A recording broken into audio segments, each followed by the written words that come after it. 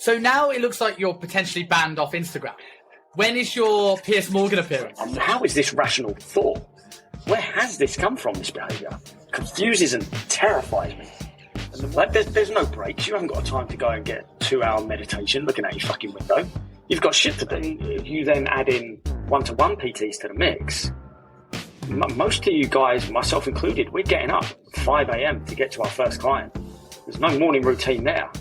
And if you try and make out you have, you're bullshit. And what are your reasons for joining this industry?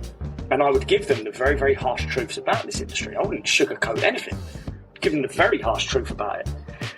And the amount of people that stood up, I want to be an influencer, I want to be...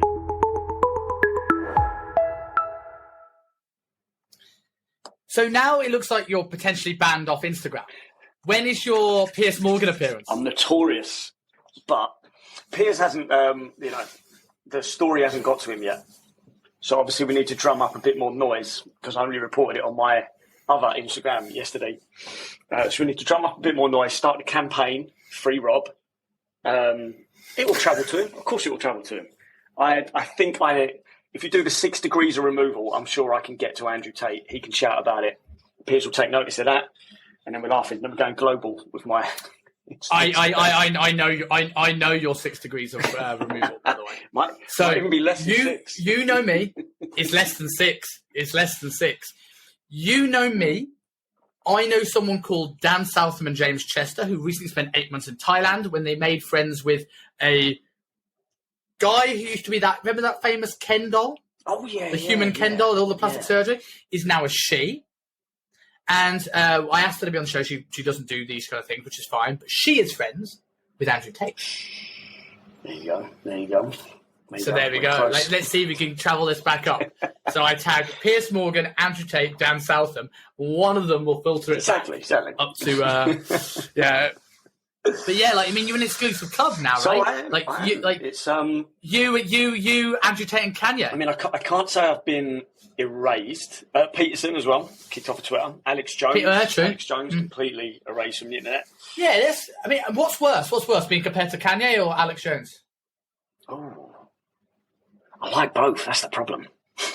I like both. I mean, what is the worst thing you could have responded to that? This is why you're banned, mate. I quite like Alex Jones. And I still think Kanye's a very, very awkward genius in the future for what he's done. I agree. A intensely energetic, erratic, creative soul, may or may not deeply hold some crazy fucking views. I don't know. It's tough to tell what's actually real or not at the moment. And in general, I remember early on, watching American TV, and everyone felt like they're on Oprah. And now the world is getting a bit like that, right? 100%. You don't know what's real and what's people just looking for attention. 100%. Yeah. I think I'd rather. I don't know, man. I think I want to go down I'll stick with Kanye because Jones got completely cancelled. Whereas obviously everyone can still follow Kanye and whatever other methods that they can. I've only been locked out of one account. I've not been completely erased yet. So we're not fully notorious yet. Yes, as long as this is the platform that stays, then I am very, very happy. Do you want to sort of for people that don't follow you on Instagram, and by the way, you all should. Maybe not that account anymore though. Maybe we won't promote that one at the end. Tell people what's happened. Well, first off, just based on that, if you do follow that account, apologies to anyone who's listening to this that messaged me on there over the last few days because I know there's notifications. I can't respond to you. I can't even read your message, so I'm not being rude. Instagram are being rude. So I posted a graph taken from Lad Bible, which is still up on Lad Bible's page, which is really fucking weird. So this shows it wasn't the content matter.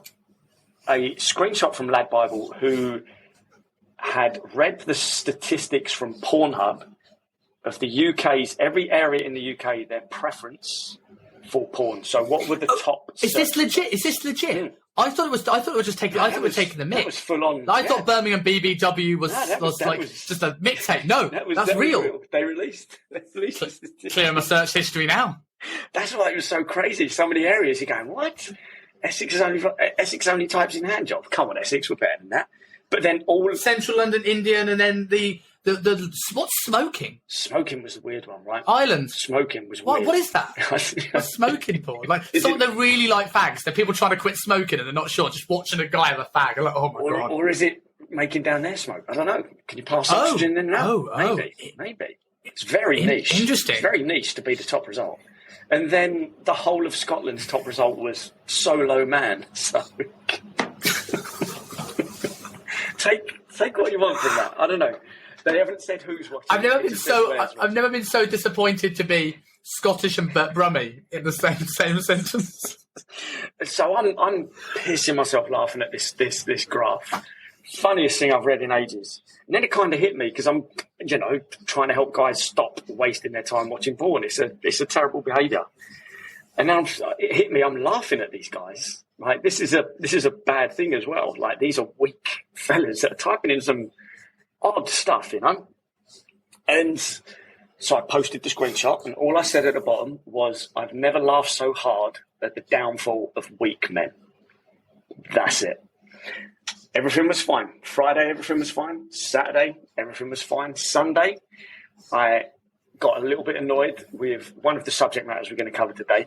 I put up a poll on what Instagram trend in the fitness industry should die first. Should it be staged day in the life videos, or should it be trips to the supermarket to show you how to buy protein and no one ever goes down the meat aisle? They all seem to go for these protein snacks. That made me laugh. No one ever goes down much. the fucking meat aisle. And I saw one of like the Lane Norton's coaches. So not Lane himself, but Lane Norton's coaches. Literally the day after, do exactly that, and it was like yogurt drinks and like nuts, and I was like, "What are you?" There's chicken in the supermarket. Oh my god! So I put the poll up, and then I noticed I'm getting notifications in, people responding to it, people sending me messages. I only saw a couple, but I wasn't on my phone on the weekend, and I thought, right, Monday morning, let's check it. And I'm getting more notifications at this DM, so it obviously hit home a lot of this stuff. But I can't like access it. It keeps telling me my feed's not loading or anything like that. So I was like, okay, it's obviously just a signal issue, Wi-Fi. Throughout the day, couldn't get onto that specific account anywhere, but I could on my fat loss on my copywriting ones. I thought, this is a bit weird. Had a little Google, and one of the potential fixes, someone said, log in, log out, delete the app, did all that, nothing. One of the potential fixes, someone said, check your account status. Now, that's the only thing that the app will let me do. Is I can't see any feed, I can't see any update, I can't see any messages, I can't change any settings. All I can do is go on account status where it tells me I've had my third strike. And that's it. So I look. It's such a tame thing. Do you assume that someone supported you? And now you're looking down your follower account? Because you, this is interesting, because you, for a while, got rid of a lot of followers with the aim of like trying to just find new followers, find like customer followers. Your following isn't as big as it potentially should be. Now, with that in mind, I don't think it would take us very long to find out who the prick is. Probably not. If you're listening to this, by the way, and you've reported, we're coming for you. We'll fucking find you. And you can run and tell that, homeboy. I hope you get that reference. If you, you know the reference, don't you? Gangster as well. You said it so good. But so I'm like, okay, maybe at first I thought, right, okay, I've written something bad, and Instagram's just gone, nope, can't say that. See you later. But then I look at the post and go, it's not that bad. Is it because it says Pornhub on it, or I go on Lad Bible, still there. I go on other pages that were sharing it. They've still got it up there. So I'm like, okay. Is it weak men though? Is it the weak men comment? So I then dug a little deeper into why they've removed it, and it says this goes against our community guidelines of hate speech. So it's been reported, and someone has said that is hate speech. Now, I didn't say anything about the area. I didn't say anything about the preference for porn. I was talking very generically that porn is a negative trait of weak men. And that's it. So obviously a porn watching weak man, or big, we've got big pharma and all that, we've got big porn as well. A big porn sniper, should we say, discovered what I was talking about and reported it. And reported his hate speech, man. Come on. But the thing that worries me more is Instagram's gone, yeah, we'll take it down then. Are you even going to look at it? What? So yeah, I'm on my 3 strikes while they investigate my account, whatever that means. I can't do nothing with it. So apologies if you are messaging me. Can't see it. Can't see anything. We assuming here that either this is a man who did not like the preference of porn that he clearly was watching and didn't want it publicised, or a person that really likes porn so much that he refuses anyone to take a shot at it. When I've called it out before, when I did a video, I want to say last year, I don't think it was this year, might have been this year, calling out, just saying, guys, stop watching porn, stop jerking off, and it was like a 3-minute long Instagram video. And I did have comments from people, DMs from people that didn't even follow me, completely defending it or saying there's nothing wrong with it. And it's like, man, that's the hill you're going to die on. You want to jump into my DMs, arguing the fact that actually it's okay and it's fine and there's nothing to worry about. And, mate, that's not right. So obviously that attitude obviously triggers some people because they don't see anything wrong with it because they're deep in it. So yeah, we see. Do you think that's the case though, or do you think that's an echo chamber? Because I think now that, not so much now, I felt it sort of died off, but clearly not. There was a period of time where everyone was talking about NoFap. Like it was the thing you put in your title. Like the first show I got you on was mushrooms, porn, and NoFap, wasn't it? Yeah. Right, and that was literally the first ever episode you came on the show, and like that, it was that time. Like I asked, November, where it was a really big talking point, and I reckon there's a lot of people that maybe don't care about dying on the hill. They just want to be part of a community of either pro porn or against porn. And I think that when they see people have this thing of like, this guy's jumping on the anti-porn trend, they get triggered because they just want to. People just like to argue. There is that as well. There is, but what would have if I was one of those people, one of those weak men, and I saw that post and I got offended and triggered? I'm still going to maybe comment or DM or just go about my day and do fuck all about it. But to then report it and to report it as hate speech, that's an odd angle to take, Odd angle. So I don't know. Maybe someone who is just not part of the echo chamber, maybe someone who's shouting loudest in that echo chamber. I have no idea. Because that's the problem, you don't see who it is. I mean, I guess that's a good thing. I was, the initial working title of this episode was Real Day in the Life of a PT or BS Fitness Fads, right? But what I'm actually thinking of called is Robb versus the Wankers. I'm so gutted I never got to see the results of the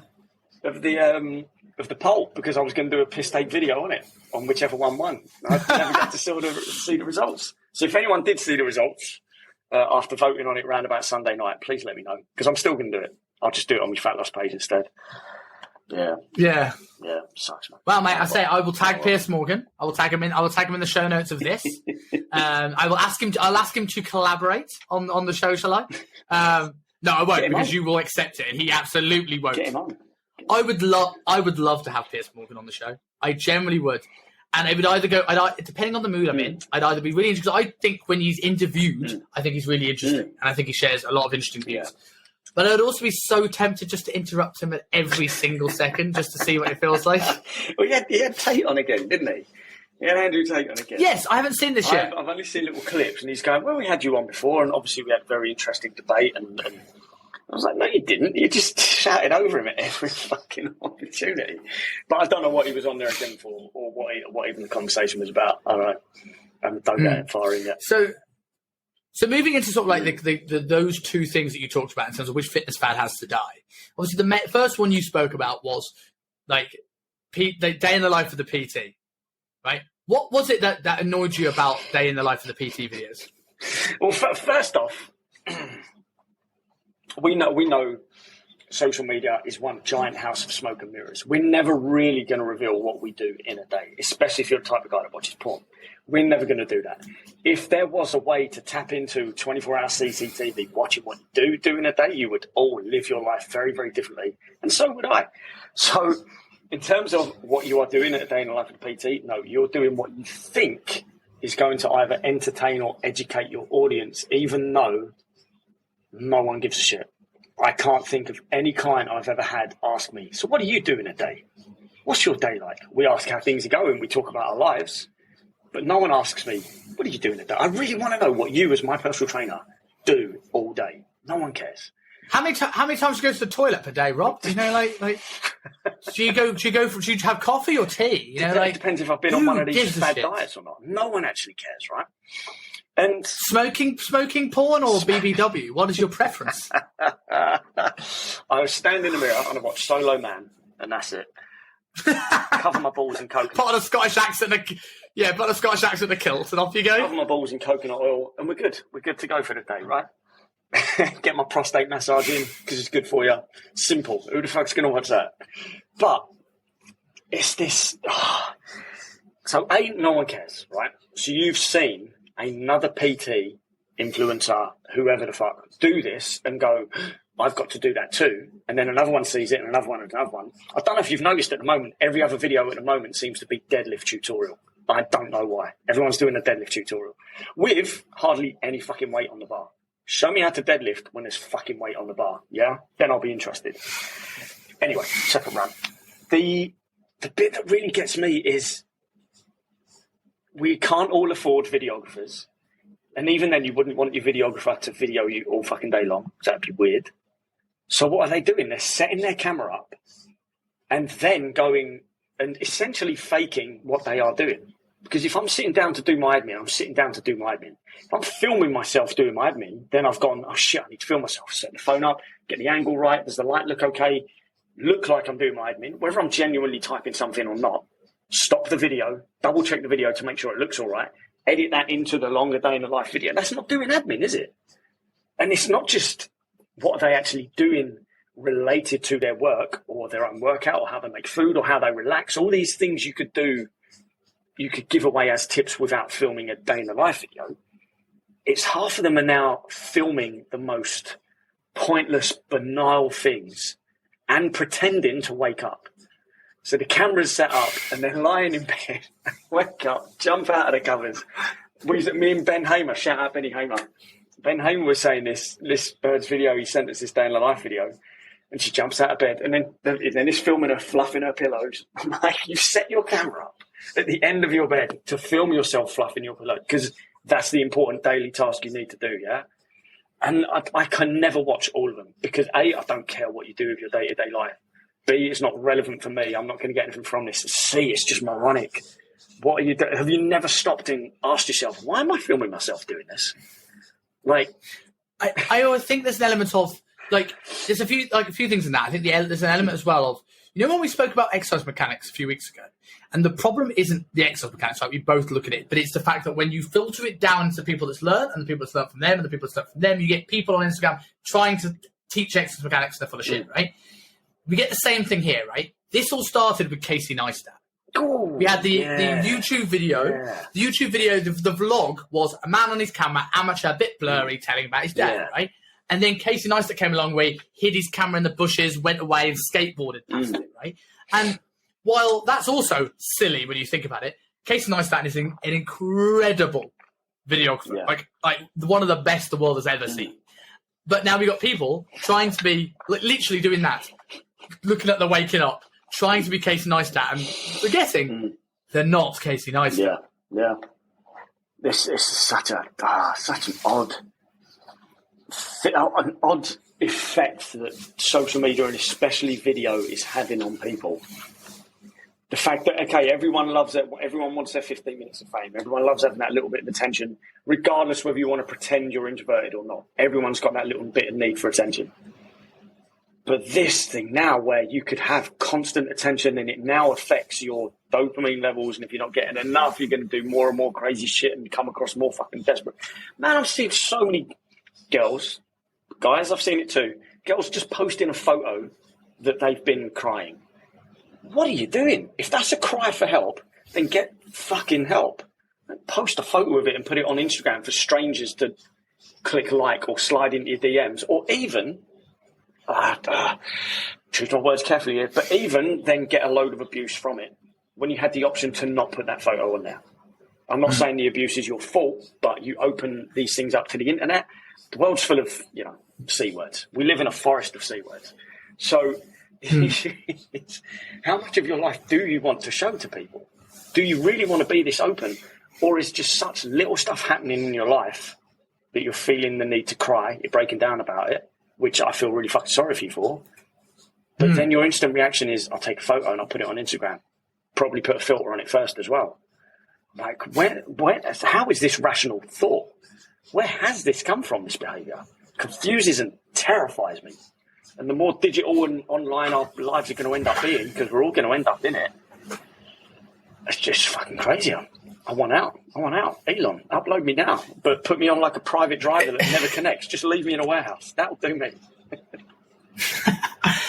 It's amazing the impact that social media has had right now. I've always, and it's been there for a while, right? But I remember, do you remember the big tsunami in, I can't remember the year, but it was Boxing Day. Yeah, big tsunami somewhere in Asia, right?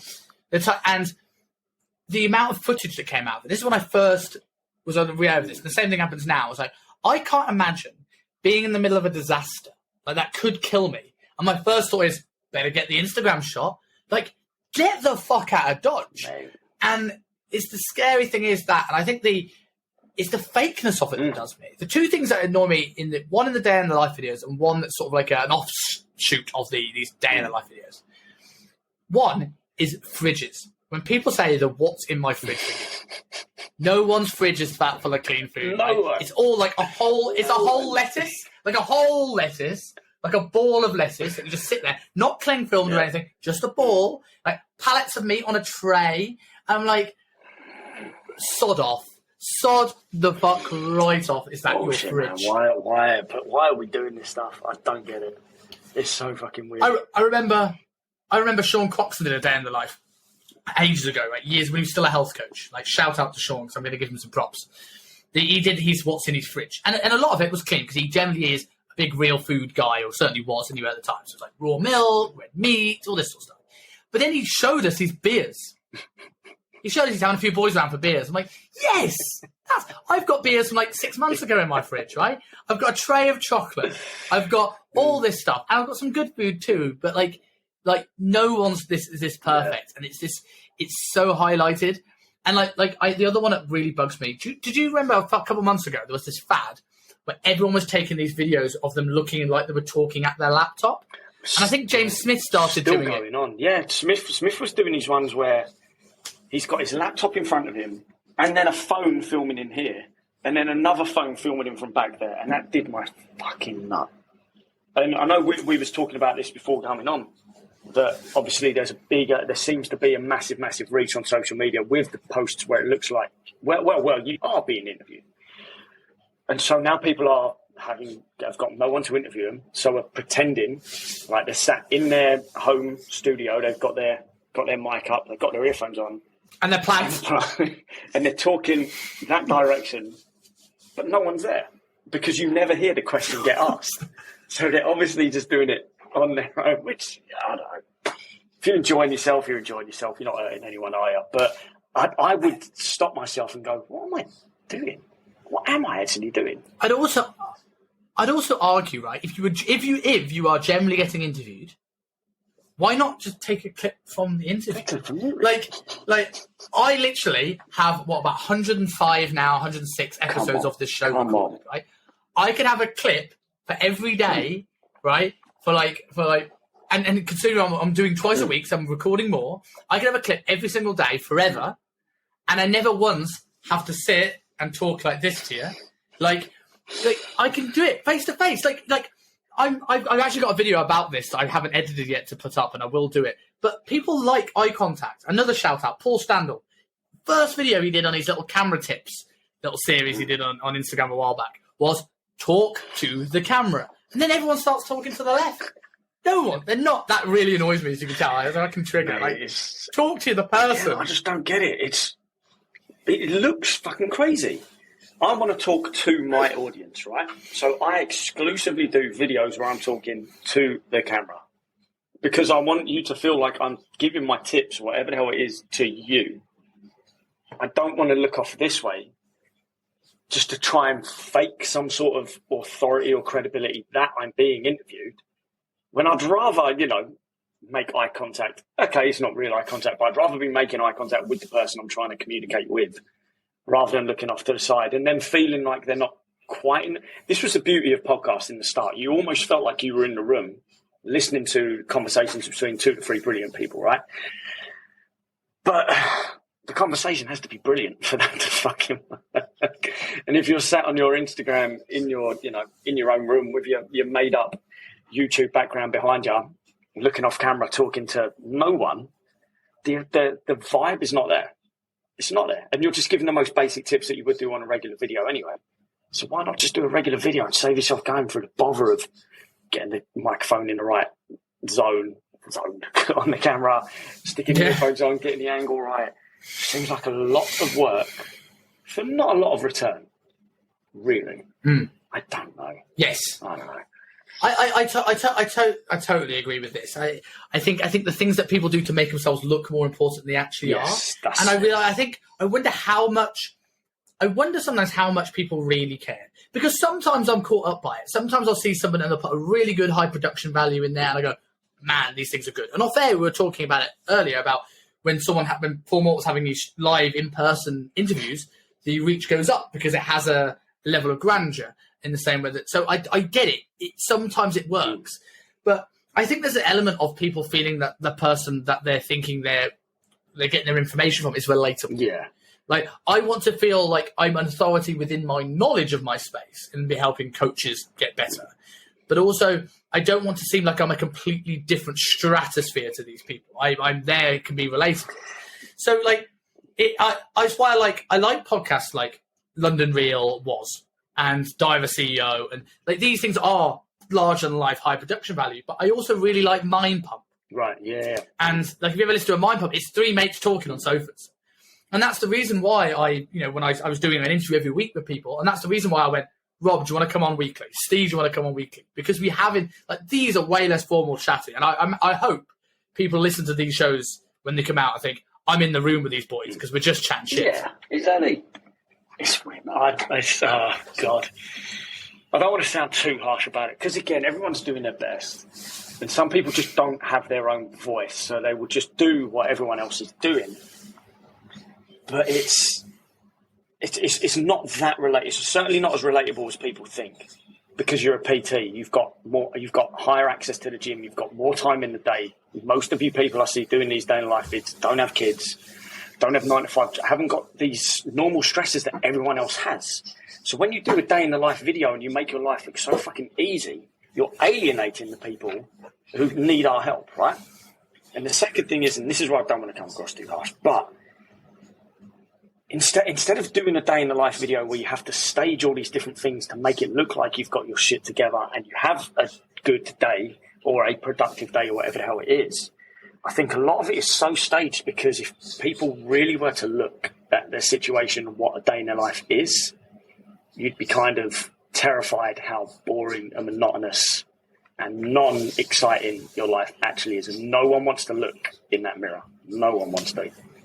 This is why I won't be doing that day in the life video. No one wants to fucking see my day in life. I don't know. All of a sudden, you feel even further away from the people that you think have more exciting lives than they do, because your illusion is your life's more boring than those on Instagram, where they all shit pee, eat, and watch smoking porn and live from Ireland.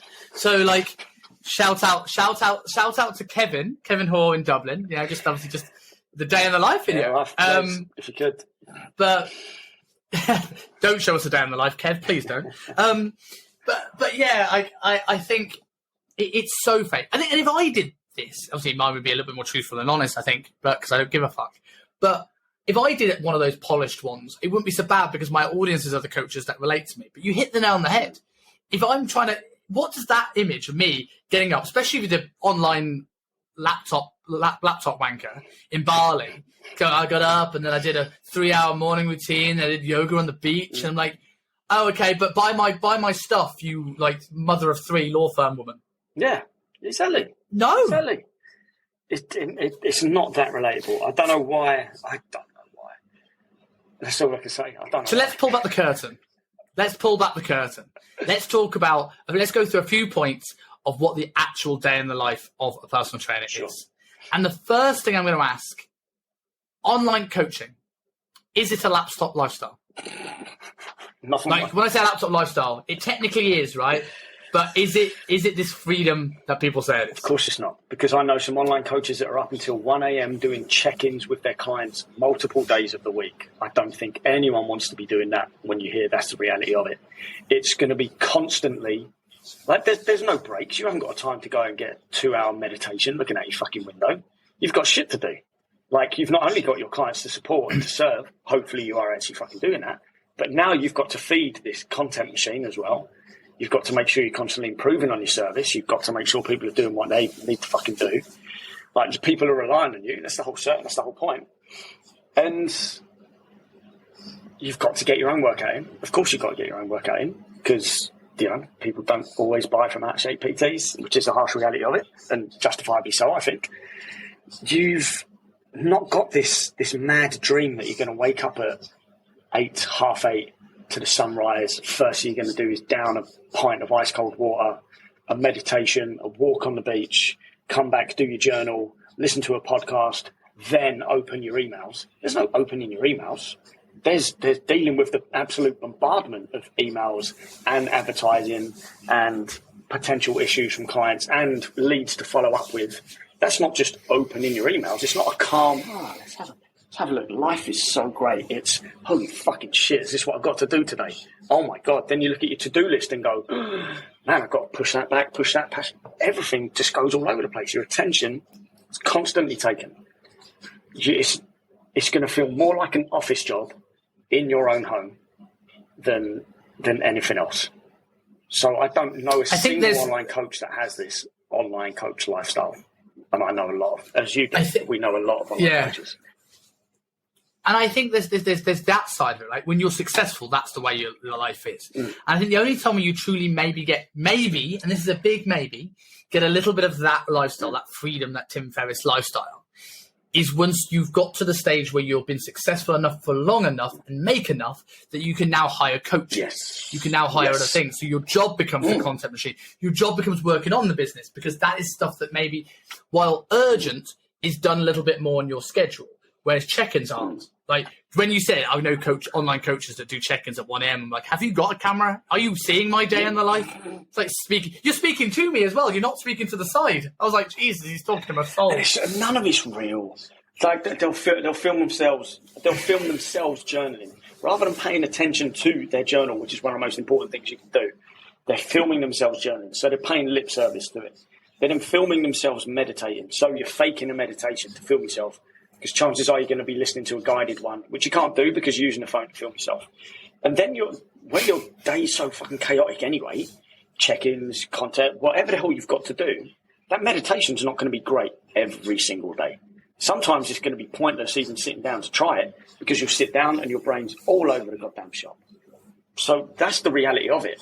Like, not every single day are you sitting there doing a half-hour guided mindful meditation. Sometimes you bail after 7 minutes because you can't stop your brain from going all over the shop. Are you going to film that? I think people. That bit? Of course not. I think people are going to jump to that conclusion as well. That, like, we spoke about this before, right? That personal training companies often run by young men who have bought gyms, not always great managers, don't always know how to look after their staff. And I think there is an element here where people want to go online because there isn't very many really good options of employment. And I think there's a lot of people that jump online because they feel that's their only option to make money and be satisfied. And to, rather than if you worked in law, you'd have plenty of options of how to make a lot of money. And people jump into this online world thinking it's going to be sitting on the beach, having a mojito, training at lunchtime and doing their check-ins by the beach. And as you said, if you're successful, there is that time where there is all these things to do, and it's not like that at all. And the only other time where you might technically have spare time is early on when you're not that successful, but now you've got used to being told what to do, being reliant on your clients to dictate your schedule, and now your schedule is dictated for yourself. So you may technically have the time to do this morning routine and meditate, but because you haven't got structure to your day, you get up, you procrastinate for the first half of the day, don't do much because you have no clarity, you have no someone telling you direction. You have to find that direction yourself. You have to create that structure. So you might even have all the hours to do all of those things, but you're still too busy thinking, sitting there in front of your laptop going, what do we do next? What do we do next? What do we do? How do we push the business forward? Is this post good? Is this post good? Why am I getting no leads? Yeah.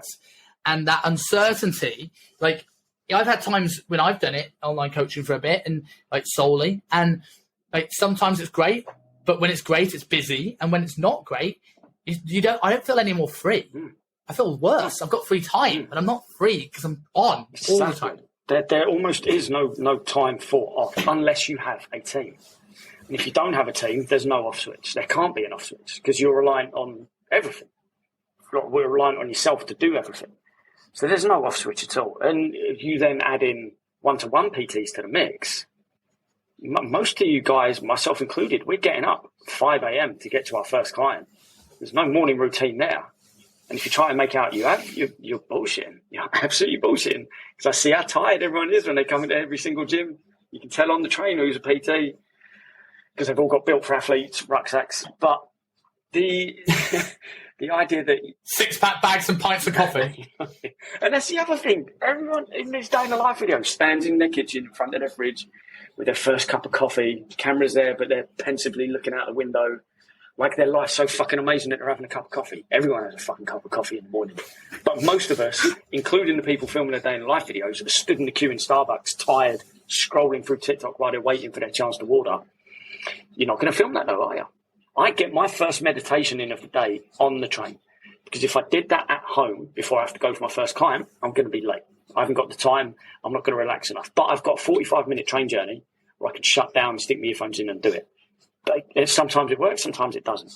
It's not great footage, is it? It's not great. It's good for footage of me sat on a busy train with loads of snoring builders around me when I could be sat on a futon with a tie-dye blanket over it.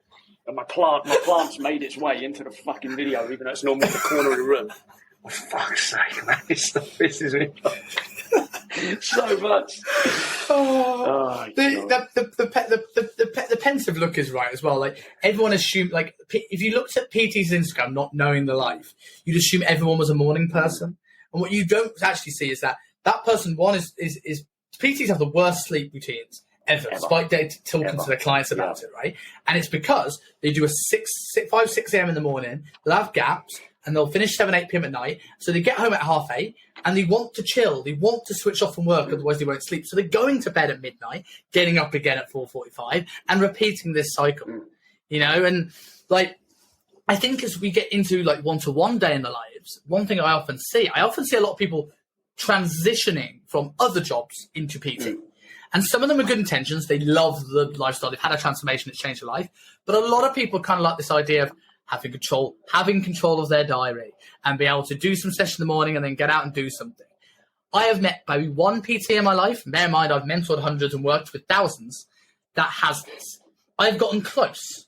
But as soon as you get close, right, you have your 7, 8, 9, 10, and you're like, yes, I'm out. Brilliant. This is what I've been waiting for. It's what I've been working for the last 8 years for. And what you'll get is you get a client, that one of your 9 a.m. will go, sorry, I can't do 9s anymore. My boss just changed my diary. I have to do 6. Yeah. 6 p.m. And you're like, oh, no, but yes, I need the money. I need to pay rent. Exactly. Rent's due. Got to do what you got to do because it's just the nature of the beast, unfortunately. Life changes. So we only want to show the good bits, right? Again, it's all smoke and mirrors. So a day in the life. Yes, it's only one day. And chances are maybe your Sunday looks a little bit like that. Maybe. But I highly doubt it as well because we are so full on all the time. But if I were to choose what day in the life, if you were to say to me, right, I'm going to do a day in the life video, Rob, I get to choose what day it is, then let's see what makes it into the cut or not. Let's see how, to be honest, I think it would be more relatable to people. Because if you are a PT that is in decent shape and can eat well and still get your work done, but is also tired and dealing with the regular stresses of life, that's a person I would trust. Because that person's against the fucking wall with their own business, clients relying on them, and they can still look after themselves. That's the person I want to hear from. We won't show that. We want to show that our life's easy and it's something you can attain, even though our clients themselves aren't PTs. They're mums, they're dads, they're working long hours. Some are doing double jobs. Some are doing night shifts. It makes no fucking sense. And we're all trying to be bodybuilders and trying to make it out that our lives are like bodybuilders. And in reality, our lives are probably more like our clients than we think, but we don't want to admit that. Yeah. We don't want to admit that we come home sometimes when we're tired and we have a cookie pie from Subway. You know, like, we don't want to admit that. And here's me being open and honest, right? We don't want to admit that because it doesn't show the image. And I'm like, well, can you give a client advice on stress eating if you've never done it? And I've seen it. Client trainers are bodybuilders. And I'm not want to call people out because I've got some great ones that I work with, really good ones I work with. But I've known it over years that they struggle early on to be relatable, to not give meal plans to people because they are a different breed. And we've got people that are closer to their clients that could be relatable, alienating themselves for this choice of looking like they're trying to oppress other trainers. Yes, that's exactly what it is. It's not. None of this content is relatable to clients. It is to impress. It's just to get a ton of fucking likes, a ton of miniature plastic dopamine hits, and to impress other trainers. Because no one wants to come across as the trainer that's struggling or not doing it right or hasn't got any clients. We want other trainers to think. Well, we want to appear as an authority to other trainers. Like you said about the Subway pie, I could do my day in the life video and show myself. I could do it on a Sunday where I'm not coming into London, but pretend it's Tuesday. I could get up, do my meditation, make my breakfast, pull my 2 to 3 perfectly prepped meals out of the fridge, maybe flash up an affiliate code for a meal prep brand or something like that. But instead, what I'm going to show you is, because I'm so fucking rushed, that I'm fasting till about 12 by default, not by choice. And then at 5 p.m. on the way home, I'm going in Tesco and getting a all-day breakfast sandwich meal deal because I'm fucking starving because I haven't eaten all day, even though I'm telling you I'm fasting. And that's the only sandwich that I'll buy from any fucking shop because it hasn't got mayo in it. So is that what people want to see? But I think some people would be like, holy fucking shit, I do that too. I like this guy. Maybe I should just do it, man. If you want to alienate all your potential clients, just keep saying that mayo thing. Mate, my day in life video would be going into any of the supermarket shops and looking at the sandwiches because I really want a sandwich, picking it up and going, oh, for fuck's sake, next one. Oh, for fuck's sake. Fucking mayo everywhere. And then storming out of the shop and going somewhere else. That's my kind of life. Last week's episode, right? I guarantee you, if I can get analytics of when people are listening and when people drop off on YouTube, I bet I can. I bet people drop off as soon as you say you don't like mayo. Because no one wants to hear the truth. That's what it is. Mayo is brilliant. You are very wrong. You are so unbelievably wrong. No one wants to be called out. You know? So, like, going back to the day in the life, because I think this is interesting as well, because for anyone here who is a coach or someone that wants to become a coach, right, I'm all for knowing what you're getting into. And we've spoken about this with the schedule here, right? But I'm going to talk a little bit about what you can expect from your clients. Because everybody makes it out that, oh, look at my roster. They're all killing it. Here's my Instagram story of all these shredded people that are all shredded. And it just alienates these potential coaches because why are my clients not getting results? Because I suck. And you realize that it is, let's say, the top 40% of your clients you show if you're very good, and some points a year, considerably less. If you're a coach now in November that has probably only about 20% of your clients on it, that is okay. Yeah. And it's because we're coming up to Christmas and people are starting to shut off. And that is normal if you don't deal with bodybuilders.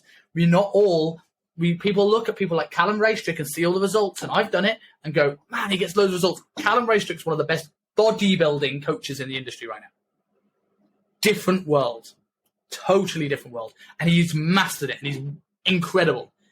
But we can't all look like that. So let's talk, your clients are more likely to listen to this, but I think these are going to be the good clients, so I'm hoping I don't alienate your roster. But talk to me about the reality of client reliability. Man, it's a brilliant point, and I was having a conversation with one of the physios here yesterday. In fact, physio coach, I'm going to call him, because there was a lot more to him than just being a physio. Physio coach. And we were... Is it Gurinder? No, it's not Gurinder. I haven't seen Gurinder for a while. Shout out Gurinder. He's phenomenal as well. This guy's Charlie. I can't remember his last name. Amazing guy. Go back and watch my show with Gurinder about back pain, by the way, on YouTube. Like and subscribe, the usual. Let's not forget, people. It's not just an obesity epidemic, it's a fucking low back pain epidemic as well. So listen to the smart people. And a subscriber epidemic. Like and subscribe. So we were chatting about this, and we can only really enable our clients. We can enable them as best we can. We have to, some may depend on us for a hell of a lot longer. Some may only depend on us for a short amount of time. We cannot force a transformation out of someone unless we're willing to potentially damage their mental health and their hormones a little bit by bullying them into something. We can only enable them with the tools we're going to teach them, keep them accountable, support them and guide them when needed. But it's always on them. It's always on them. So PTs, if you're not getting many results with your clients, okay, this is where you educate yourself, and this is where you potentially, we're talking to one right now, phenomenal one, get some sort of mentor that can help you understand the nuances of different clients, different diets, different training methods, how to put things together, what to do when stuff's not working. Because you can't just go, well, it's other people's fault, it's not my fault. It's still our job to empower them as much as we can. But essentially, the keys to your success are in your hands. You've hired a trainer because you know you haven't quite figured out how to get that key in the lock, or you haven't got the right key. So you've got someone who's got a proven background of helping those people to help you as well. But I don't, people might call me out on this, but I'm going to call bullshit. I don't think there's anyone out there that of their entire client roster has a higher percentage of results than not. I don't want to say failures because that's the wrong word. Because obviously a result is subjective as well, you know, depending what the niche they're going for, whatever the hell. But it's just not the case, you know. We can only show people the way, help them through the door. We can't force them, which is detrimental if you try to. So you can't. This is why you shouldn't compare yourself to other trainers, because they've got their methods and they've got their strengths and they've also got their type of clients. They may be very, very good at attracting the type of client who's going to listen to them and implement it. Not everyone's going to do that. And if you've never had experience dealing with like A-type personalities, and you jump on Instagram saying you're working with busy professionals, which is a terrible fucking niche. It's not even a niche. Everyone's busy, and everyone has a job as professional. So not homeless. Yeah, not homeless, basically. Yeah, pretty much. I only work with lazy unprofessionals. That's all. That's why I get banned off of Instagram. So it's...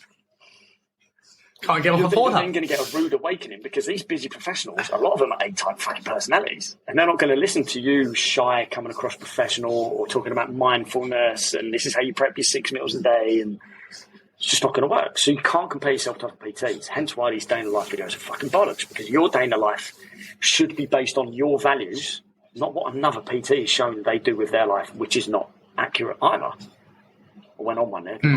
What? Yeah. One of the things that I think the most valuable things I've learned in the last like 12 years I've been in the industry is that the more I can communicate with my clients where I put things onto them. So for sake of argument, like if I need to make an adjustment, hey, look, we're behind here on where you set your goal.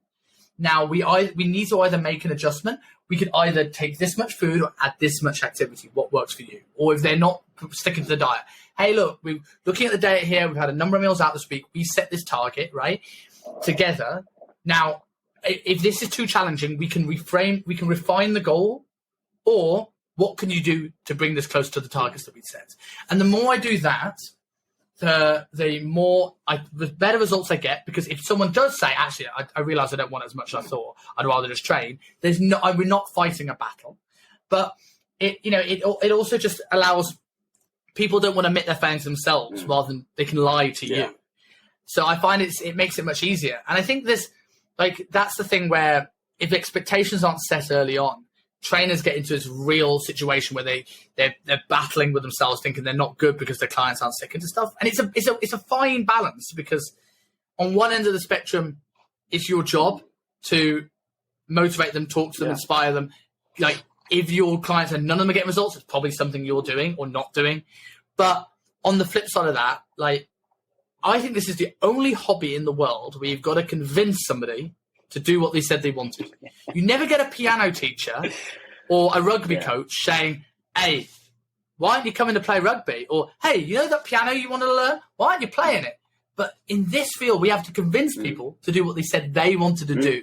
Yeah. Which is, I just think it's such a weird... Yeah, there's probably nothing else like that. Probably not. I mean, obviously, all changes now. There's such a overabundance of life coaches that soon there'll be no other industry and we're all just coaching each other on our lives. But it's so true, man. It's so many people get into this industry. We've ranted on this so much, but so many people get in this industry for the wrong reasons because of this false impression that other PTs are putting across out there of what they do. Like, you would think, what's a successful PT? Well, surely a successful PT is someone that can bring clients in, help them, get them some sort of result, and then do that for multiple people over and over and over again. That's about it. A successful PT is not necessarily the one making the most money, because you can do that in so many different ways. A successful PT is not the one that has his own branded fucking clothing with his own name on it, which no one's going to fucking wear except you. It's not the one who's always on holiday all fucking time, because that's escaping from life a little bit. If things were that good, why don't you move? I don't know.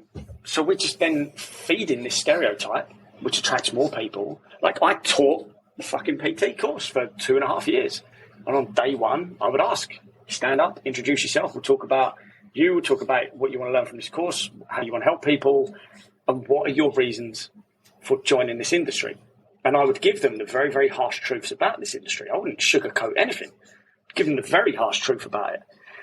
And the amount of people that stood up, I want to be an influencer, I want to be a life coach, I want to get some that would even go as far to say I want to train people from abroad and what have you.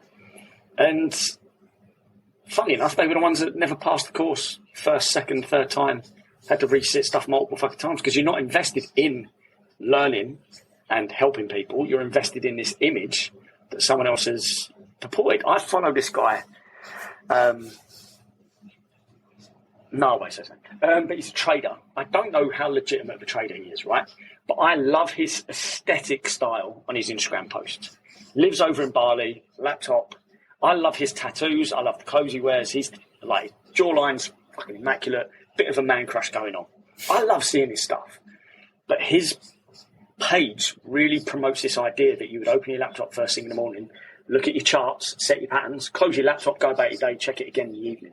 I know multiple traders that are on their phone 24 hours a fucking day looking at those charts, changing things here, there, and everywhere. So I could easily go, well, maybe those guys just aren't very good, or maybe they're too involved. This guy's doing that. I could do that, couldn't I? I could do what this guy's doing, and so I'll become a trader. And then first week in, you're like, shit, what the fuck have I done? I need to stop this. And you bail out. And that's why I think also the dropout rate for the industry is so fucking high as well. Was it 60% within the first 6 months to a year or something like that? Will have dropped out. I think this industry burns out the people. I think the people that burn out are often people that have got into the industry for the right reasons as well, right? Because I sometimes think there is an advantage in a way to getting into the industry for the wrong reasons, for longevity, because you don't get emotionally invested in the people you're working with. And that sounds silly, right? Personal training. Yeah. You should be invested in the people. And people who are invested will get better results for people that maybe wouldn't have got results for somebody else because they care. This person cares about the result more than them. But there is a dark side to that. The dark side to that is that now every time that person doesn't listen to you, every time that person cancels a session when you're just arriving at the gym, every time they put their emotional baggage on you, every time they can moan about their neck pain and then they do none of the drills you sent them to do and just hope that something goes away, you are just a little bit more drained. And imagine living like that for multiple years. It will grind you down unless you are ready for it and are tough enough for it. And I think there's a lot of coaches that just feel so beaten down by taking on other people's stuff. Massively. Emotional food not connection, everyone has stress that ability to shut the door on that client as soon as that session is over. Okay, you've got to follow up with them, all that stuff. It's not just 1 hour in the day and that's it. You've got to do what you said you would do as a coach or mentor or whatever. But if that client's come in and had a rough fucking day and are moaning at you, or they're just that type of client that you don't really get on with and you hate the fact that you've got to train them, if you can't shut everything off after that hour, that feeds into you, stresses up for the rest of the fucking day, sleep's going to be shit, other client sessions are going to suffer, everything's going to suffer based on that. So you have to be, it's not just a case of, I'm in this industry to help people, because there's only so many people you're going to help as well. You can't help everyone. And everyone could come to you. That's just going to burn you out quicker than fucking anything. So we can't help everyone. The sooner you are more realistic about that is you can only do the best that you can with them doing the best that they can. It's a collaborative effort. Always is. We certainly don't speak about that enough either. We certainly don't. No. And I say it's that balancing act as well, because there's two sides to this. There's the coaches that say, well, they just don't want it enough. And people paying thousands of pounds in packages don't want it. But there's also that thing where we smash coaches for like, well, why aren't you getting the results? You're clearly rubbish. I was like, there's only so much you can do. There is a middle ground in both of those arguments. And how many, again, this is why you can't compare yourself to another PT, is I could find 7 PTs pages and go, why are there no results on that page? Some of my clients do not want their results posted online. Even if I cut their faces off, they don't want their body online for other people to see. And that's fucking fair. That's absolutely fucking fair. I can't then go, oh, shit, my business suffers. It doesn't. My business does not rely solely on before and after photos.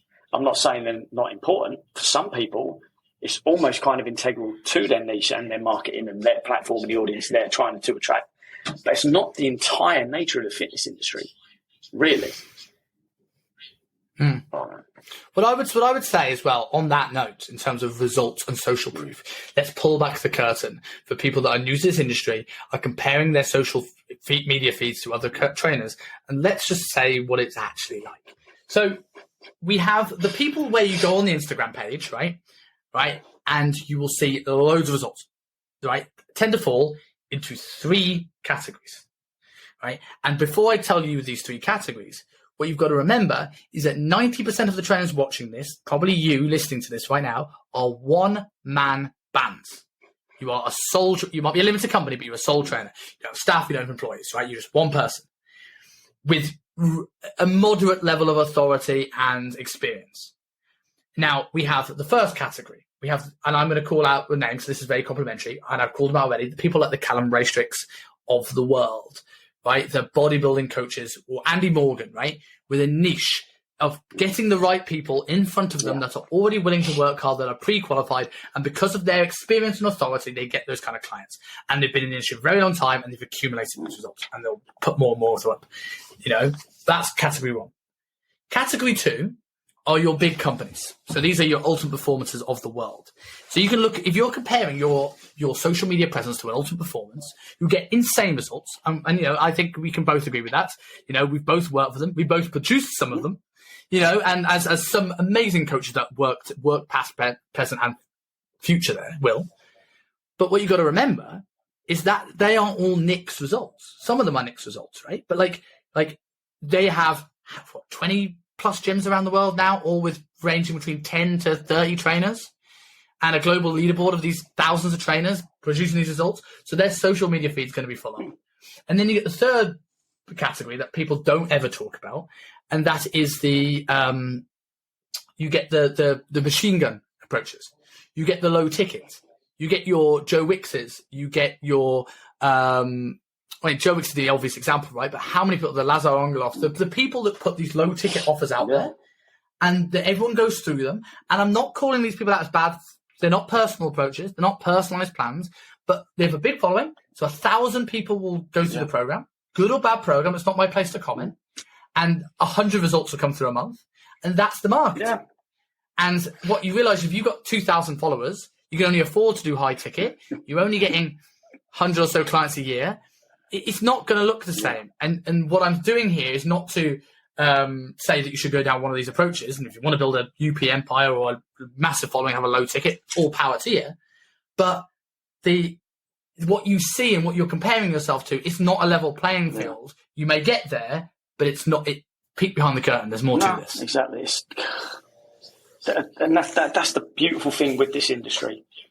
But also one of the worst things about this industry as well is obviously there's no one way to do it. Everyone's so fucking different. There has to be flexibility, adaptability to every single individual that comes to you, regardless of your method. So to compare yourself to someone else is not being true to yourself.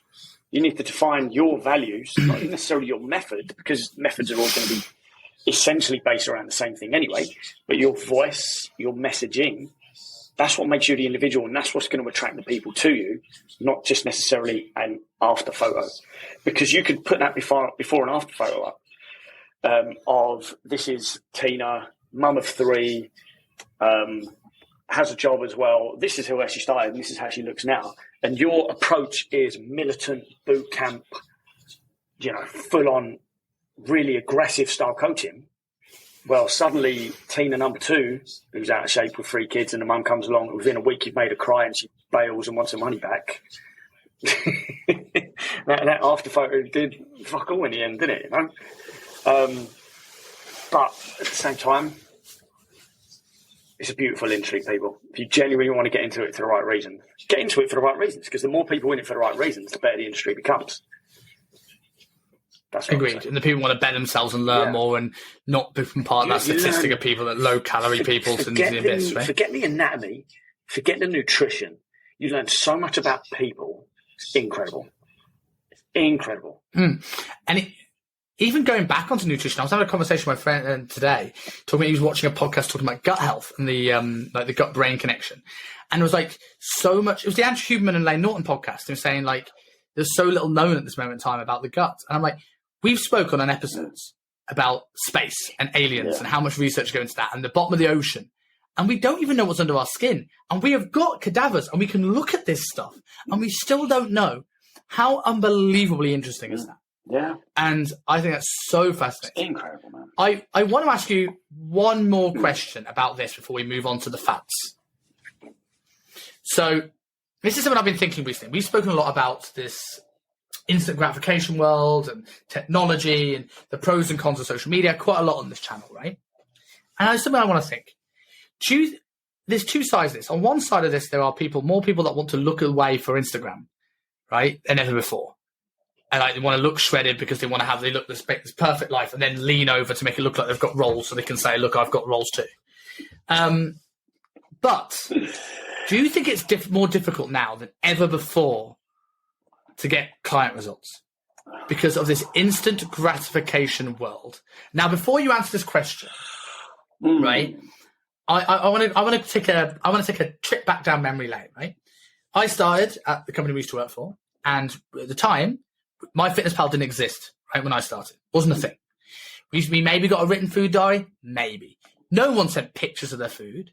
And most of the people had steak and nuts for breakfast. It was kind of like it was in the document. You're having your sirloin steak and walnuts, right? And people did it, and people got great results because they came with this. I want to get shredded. I know it's going to be hard work, and I'm ready to put it in because I'm putting my money where my mouth is. Whereas now people are still paying this money, probably more, and now there is many more coaches feeling they have to do daily accountability, food pictures, everything.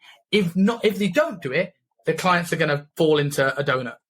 And I don't know what's changed, but there is the level of accountability necessary and needed now to get a result compared to like 8-9 years ago is vastly different. Why do you think that is? Or do you even think that's a thing? I could agree with that, I guess. I don't want it to sound like a cop-out and go, it's more harder to get results now. But we're now in this, as I keep calling it, an attention economy. Everyone's trying to get your attention. And this company with billions of dollars of marketing and branding and psychology behind it doing so.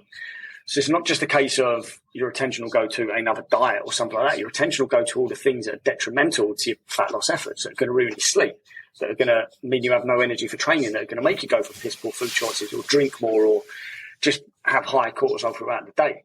So therefore, your result becomes a little bit harder. And compared to 9 years ago, what did we have 9-10 years ago? Maybe Facebook was just around-ish. I don't think Instagram was. MySpace, back in the day. Bring back Bebo and Friendster. We certainly didn't have TikTok.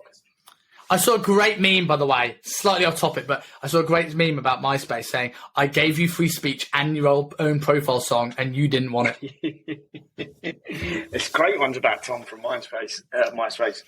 But even then, the 24-hour news cycle was nowhere near as prevalent across several channels as it is now. Notifications weren't a thing at all, really. Like you would maybe get a couple. It certainly wasn't bing, bing, bing, bing, bing like it is now. It's absolutely fucking mad. So there is more distractions everywhere. that will raise your stress, take your focus, and put you on them, because that's what those companies need to make you a customer. Without going too conspiratorial about anything else, it's every business out there wants you as the customer. So why wouldn't they put everything in there to try and get your attention? And it's how the biggest brands in the world aren't doing day in the life videos. Steve Jobs never did a day in the life video. But yeah, I think so. And I look at this now because I've mentored obviously coaches for many, many years, and whereas before I felt early on I was mentoring coaches to be better at coaching, whereas now so much of my time is communication skills, so much of my time is psychology, so much of my time is how do you word things to make people want to do what they wanted to do, which is a weird sentence. It's so odd, and it's just a stark change, right? Like training was such an important part of personal training, when now life coaching is probably a bigger part of personal training. Yeah, I'd agree. And this is why trainers are burning out. And a large number, and again, it's tough to be this life coach when your own life is suffering because of how much you're doing for other people. And some people haven't even had a fucking life yet, but suddenly other people are relying on them to tell them what to do. Like I have clients, I toe the line very carefully. I have clients tell me about their lives, amazing. I'd want people to feel they can open up to me, but I'm not ever going to tell them what to do outside of my remit. But I know I hear trainers all the time in several different gyms doing exactly that, talking about their financial, like telling them what to do with their finances, telling them what to do in their relationships, telling them what to do in conversation with their, like, okay, let them open up, but let's fucking get the job done of what they're here for in an hour. You're not and a life coach, again, does the same thing, enables you with the most powerful tools to go forward and live the best quality life that you can. That's what I'd want from a life coach, not someone telling me what to do, because your values are different. You both have different goals. You'll never find a life coach whose exact values align with what you want, because every single person's different. And it can just be 0.01 degrees of difference. It requires a different approach. But yeah, it's entirely tiring, because now, obviously, the more people that perpetuate that stereotype as well, the more people that get into it thinking that that's what they've got to do. More people open up, you're having deeper conversations with your clients, and again, it's so easy to carry this stuff around with you. It feeds into you. If you're in a negative environment, what do you think your mindset for the day and your energy is going to be for the day? It's going to be very, very negative, unless you're a particular type of person, which is certainly not the majority of people out there. Certainly not. Why do you think therapists have to have therapists? Why do psychologists have psychologists?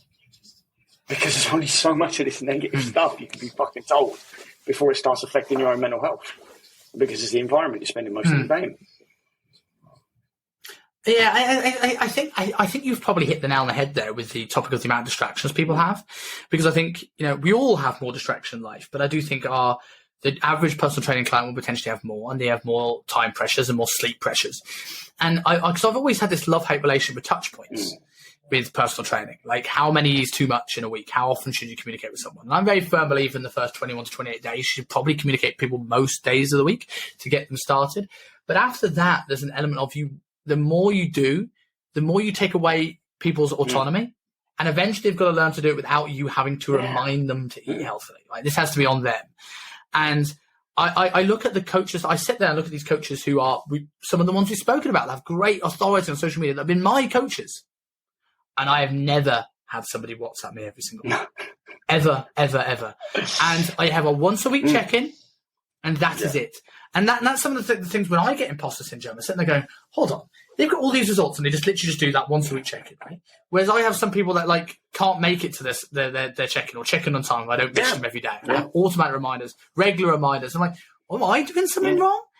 And it's a very different world for what a lot of and again, it comes back to that niche. 100%. Yeah. So moving on from ranting about the industry, as much as I love it, the other thing you posted on this was gym fads. So I've come up with a list of training ones. You've come up with a list of nutrition ones, and we're going to give our thoughts on both. So I'm going to start. For the people that watching this on YouTube, again, like and subscribe. We're going to put these up on screen, so in case you know what they are. Nutrition ones, you probably will understand what they are anyway. For the audio listeners, we will explain them. But if you want to have a look at what some of these look like, if they sound really weird, because training fads are weird, crop onto the YouTube channel and have a look at some of these because they are mental. Some of these, just to preface, some of these Rob hasn't seen yet. So some of these are mental. So are you ready? To rock, bruv. It's right. Hold on. Window. Gym fads, reviews, share. So, option 1. Can you see this one? I remember it well. What is your view of the shake weight? I mean, does this appear in one of the categories on that Pornhub post? These were this, and there was a couple of other home gym tools, shall we call them?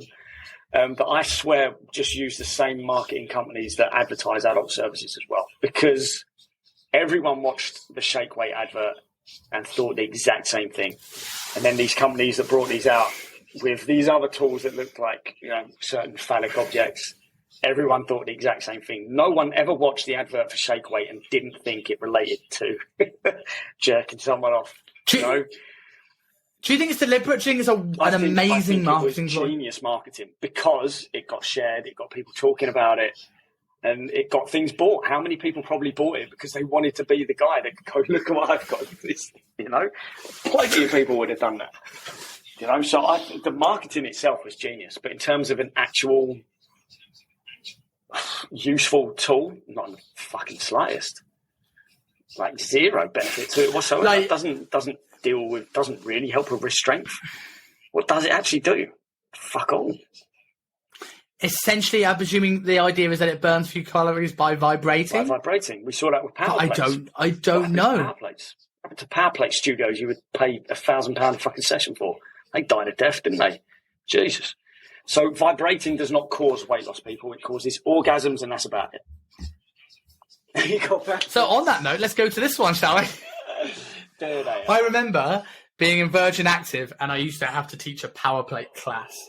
And the one thing I learned about power plates was really interesting is that the classes were fine, but they were like a plank on a power plate, a squat on a power plate, a split squat on a power plate. I'm like, you're just doing exercises. What's the vibration doing except making women horny and guys willy tickle? One of the big things that came with these power plates, because I remember the first gym I worked at was in a very affluent area, and we used to have people come in going on the gym tour going, have you got a power plate? No. Well, you should. Why should we? Well, in the city, they charge, you could charge like £1,000 for a membership. We're not in the city and we're not going to have power plates. Simple as that. See you later. And people would go, I had a session on plate. It's really, really good. Okay, so what did it do for you? Well, you kind of feel the muscle a little bit more. Right, okay, let's do some regular press-ups without a power plate, and I guarantee you I can get you feeling that muscle more than the fuck power plate. Well, it activates the muscles, which is good for a warm-up. So what does activating a muscle actually mean? What does that actually mean? Well, and suddenly there's no explanation or benefit to it. You're just standing on a vibrating fucking machine. But I don't know. I guess if you stood on that all day, it kind of would class as neat activity. It's kind of like fidgeting, I guess. That's about it. That's a fair point. In that case, what do you think of the Theragun? Well, the battery wouldn't last all day. Trust me, I've tried them. I don't mind it, but do I believe the claims that it is as good as a massage? And I don't know. Okay, it can maybe help increase blood flow to that area. It can give the illusion that you're doing something good, which, placebo effect has legitimate claim to it. But I don't know if it is actually doing it. And the people that buy a Theragun, not enough people have that deep enough knowledge of the anatomy to really know what they're doing. They'll just put it wherever and go, oh, yeah, it hurts. Yeah, that must be a trigger point. It might not be. It might be a fucking nerve you're pounding. How many people who use the term trigger point know what a trigger point is? God, and even that you could say was a little bit of a fad, the old trigger point therapy. But yeah, how many people know what a trigger point is? So many people thought a trigger point was just like tight fascia, and that's it, and that's something we've got to fucking work out. But not really. Well, that's the thing. I remember with the foam roller thing, right? The foam roller thing was the let's just see if I haven't got a foam roller in here. No, I don't. But like the foam roller thing was the idea that it breaks up fascia. I'm like, it will not It will not. The amount of force you need to break up fascia is way more than even Eddie Hall could press on you, and he could break your rib cage. You know, like it's just unsubstantial claims that are going around on these things. So I'm going to move on to this one that you will not have seen before. So these are the original power plays, really, when you think about it. They are, right? This is what it was like, always what? I don't know what they are. Two belt, two post. For people who are listening to this, obviously you understand what we talked about before with the power plate and we had the shake weight. This one is the two belt, two post massager, where she's sitting on a little plate and essentially a thing will go around various parts of the body, but the famous one that was always on the old adverts was under the bum and above the bum, and it jiggles and the butt goes up and down. That's it. So I don't know who ever designed it. Obviously, it's way before our time. Whoever designed it and what their thoughts were, or whether it was just a great marketing scam that they were like, "This is working. Let's do more of it." I don't know, but thank God you don't see that around anymore. But essentially, when they first brought out the power plates, these were always in my mind. That it's not really doing anything. It's not doing anything. It's just shaking you. So what benefit is that actually giving you? You're just being shaken at a very, very low intensity. Neat activity, and that's it.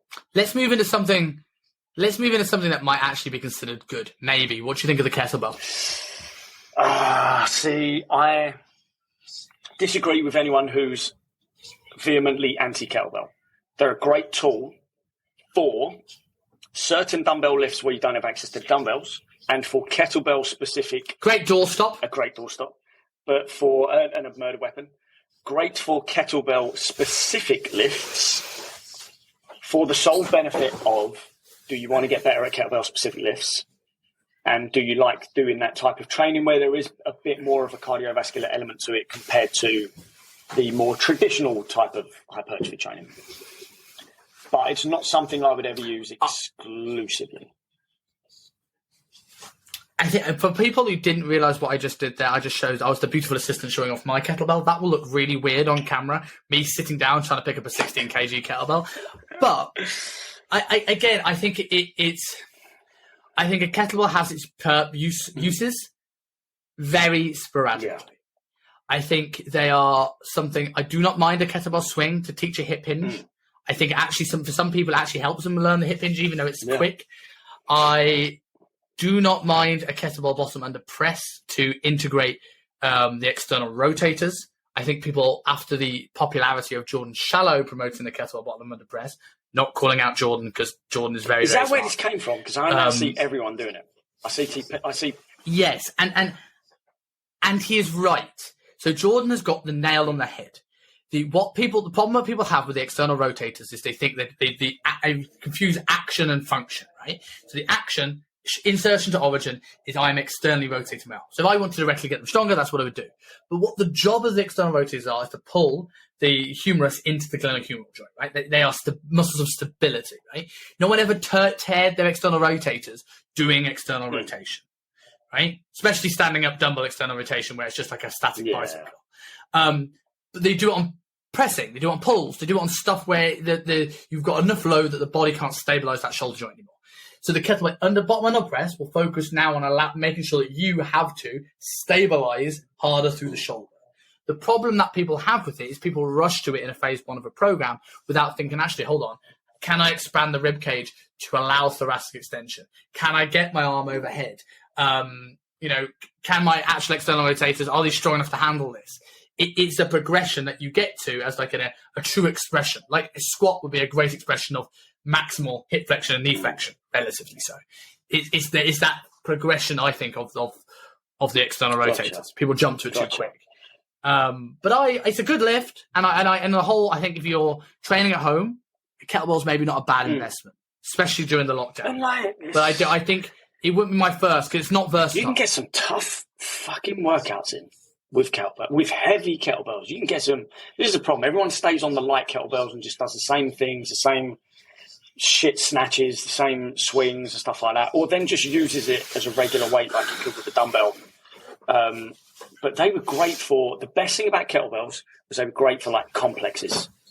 So if you had like 10, 20 minutes, you wanted to get a workout in and you wanted it to be choose my terms carefully, slightly metabolic or more aerobic in nature, then you would do some of these complexes. And it was cool because there's a quick change from one thing to the other. But obviously, certain lifts suffer because you're stronger in ones than the other. It's tougher on a bar. Dumbbell complexes are terrible, pointless fucking doing, because it doesn't travel the same way as the kettlebell.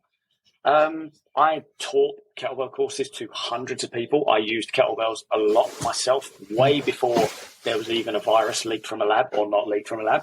And during the time where it was leaked from a lab, I trained with the kettlebells I had at home because everyone else went out and bought fucking weights. And why did we go out and buy fucking weights? Because they're the better tool.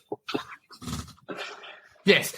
I also think with the complexes, as good as they are, we get a lot of people. The problem I have with kettlebells, like I have a lot of these home workout pieces of equipment, it forces people to jump to what they think are beginner things that aren't beginner things. So, like, we have people, you did a lot of the kettlebell snatch. I remember your videos going up when you were during the first lockdown, but you have overhead range relatively so to do that. Whereas other people are throwing into these snatches. They wouldn't do it with a barbell. Why do it with a kettlebell? Exactly. There are some great coaches out there who can teach you to lift kettlebells the right way, the safe way, and effectively. There's only a handful of coaches out there who I think utilize kettlebells correctly into their programming. One of which is a very old school American strength coach called Dan John. Phenomenal guy. Shows older guys now how to train without beating themselves up, which I think is very, very needed. But he does not exclusively use kettlebells. He uses kettlebells for a very, very specific reason, where it's easier to interchange between movements than it is if you were to use a barbell or a dumbbell. And that's it. That's pretty much it. He's still using barbell lifts. He's still using dumbbell lifts. Still implementing power lifts. But, obviously, maybe some of his more popular videos are kettlebells because they became the sexier, more functional, which is a bollocks term, thing to do, I hate that term. So that's probably the worst term to ever come out in the fitness industry. Because the leg extension became unfunctional. No machines. Which is no madness. Machines, what is the function of the knee? I do like a kettlebell front rack front squat in terms of integration. If you're looking at function, I love that. Moving on now. I love a goblet squat, right? I fucking love a goblet squat. Yes. And I think a goblet squat is easier to perform with kettlebell just because it's more comfortable to hold the correct way, not the way you hold it like a handbag, hold it by the fucking ball, than a dumbbell. But that's the only reason I would use a kettlebell. I agree with that. Not because it's a kettlebell for a goblet squat. Sorry. Anyway, we're on my favourite now. Yeah. Here we go. So moving on to the TRX. What is your view on the TRX? Has 10% utility out of any training program. Your great inverted rows are not going to come from TRX. Not at all. My impression of it is it's a great inverted row. Whatever this guy's doing, what's the point? Back workouts, yes. Inverted rows, pull-up progression, maybe. In terms of... So this is the problem. You can do any exercise in that and it'll be tough. But that doesn't mean it's working for your goal. So the big thing with TRX and gym rings and all this stuff was it's stability training. You're pushing through an unstable environment. But for maximal muscle growth, you want to be as stable as you fucking can. In which case... Yeah, a split squat with the back foot. So you're wobbling all over the place. I hated the fact that during lockdowns I had to teach people how to use the fucking TRX because they were just so limited on kits. I'm like, well, you bought it. Here's what you can do with it. But they know as well that there's so much better things you could do. But the best thing was I had clients and I did take their TRXs on holiday or they were stuck in their room or stuck in lockdown or whatever. The majority of what we were using it for was for the back, was for pulling exercises. The rest was done body weight if they had zero kit. They did have kit, the rest was done with that. TRX was exclusively for the back. Yeah, I agree with that. I think there's not much more to say about them. But I think going on to the home training thing, if you don't want to have dumbbells or heavy stuff in your house, I think you can make the same argument with the next one, which for people who can't see, this is bands, resistance bands, very popular during lockdown. And I think they are the exact opposite of what you were just saying with the TRX. They are useful for pushing exercises, squats, push-ups, etc. Useless for back exercises where there's nothing at one end and really hard at the other. So if you had a TRX and bands, you might be able to get a decent workout. Again, that's it. When you're limited on tools and you can only get these few little things, there's something you can do but it's probably not the best. Certainly not optimal. It's like an incredible physique was never built just using bands. An incredible physique was never built just using the TRX. Multiple tools went into it, and everything has its cons. Everything has its cons. And with these things, again, like in terms of an overall program, how much utility do bands actually have? Not a lot. Really not a lot. And be careful with anyone that tries to suggest that their physique was made entirely with a kettlebell or entirely with a TRX, because it's always fake. Because these guys have so much muscle mass, it's unbelievable. I was so ready to throw bands out the window. I got a question after the first lockdown, like about what do I think of resistance bands, and so I was like, after lockdown, I'm ready just to fling them as far as I can. God.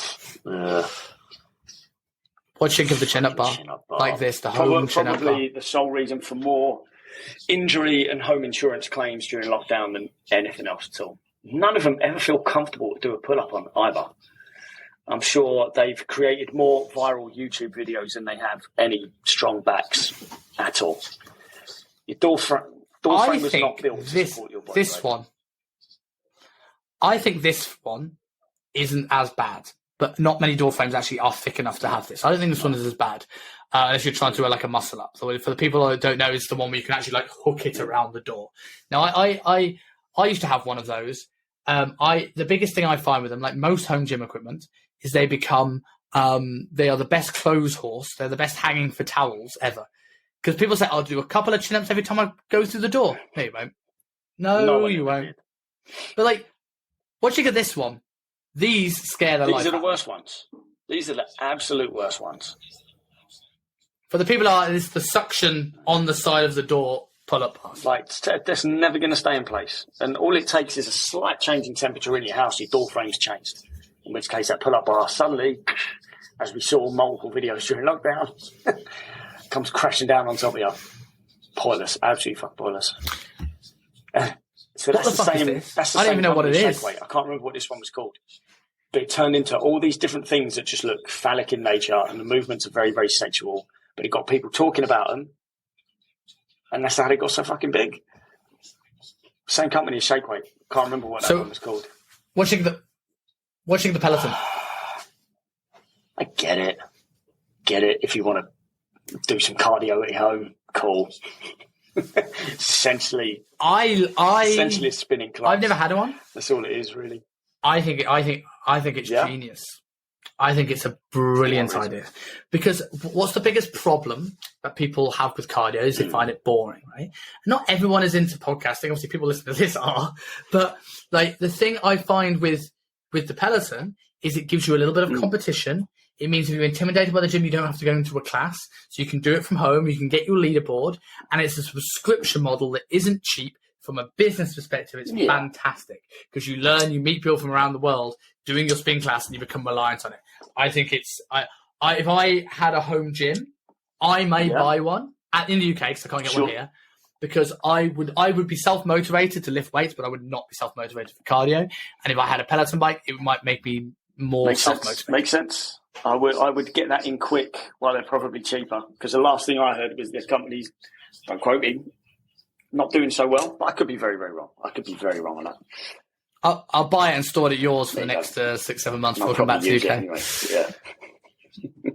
Shut the ab wheel. I fucking love an ab wheel. But it allows you to perform one exercise, which essentially is a plank, really. That's all it's doing. My biggest problem with the ab wheel, I like it for a very, very select few group of people. You are now really loading overhead range where they might not have it. And two, if this was a pull down or a pullover, you probably would choose a wider handle for this dude, right? The ab wheel, performing ab. It's not a nice position for the shoulder. Is an exercise that 90% of the population want to do when they see an ab wheel, but maybe 0.5% of those people will be actually able to do it. I used to be able to do quite consistently, maybe I still can, a standing ab roll now. But I've never known my spine crack so much on the way up of any exercise in my whole entire life. Yeah. Like, it was such a show-off. 100%. That's all it was. Yeah. It was all lats. Yeah. It was all lats. It was no abs whatsoever. Last couple might be the silliest outside the shake weight. Have you seen this thing? What? So for people who don't know, it's basically a cable attachment you can attach anywhere. But the thing that made me laugh about this is that the marketing for this was the what the astronauts use in space for weight training. Now, there are some incredible inventions that allow people to stay in shape and weight train in space. I agree with this. But here's my biggest thing. Everybody here that's gone on a biomechanics course and understands a little bit about mechanics knows that gravity is a really important thing. Which surely would make this item here redundant. Someone correct me if I'm wrong. I can't believe this is even a thing. I've never even heard of this. I've never seen this before. Wow.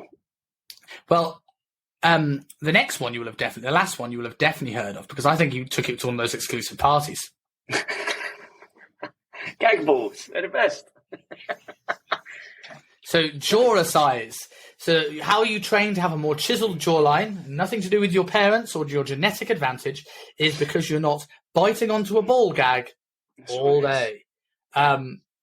Would you ever, like, have you ever been considered, thought, can I get a more chiseled jawline and have jaw size?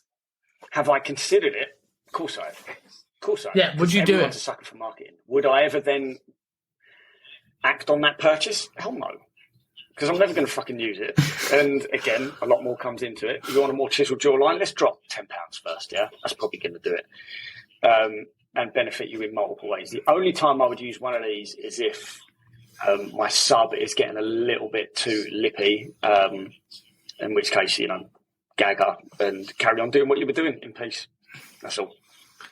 Does it come with a safe word written inside? Well, that's the beautiful thing about it. And this is what one of the geezers at the sex party was doing, tying birds up and giving them a safe word, but covering their mouth with something so they can't say it. But I guess that's the appeal, isn't it? That's the appeal. Yeah. Mm.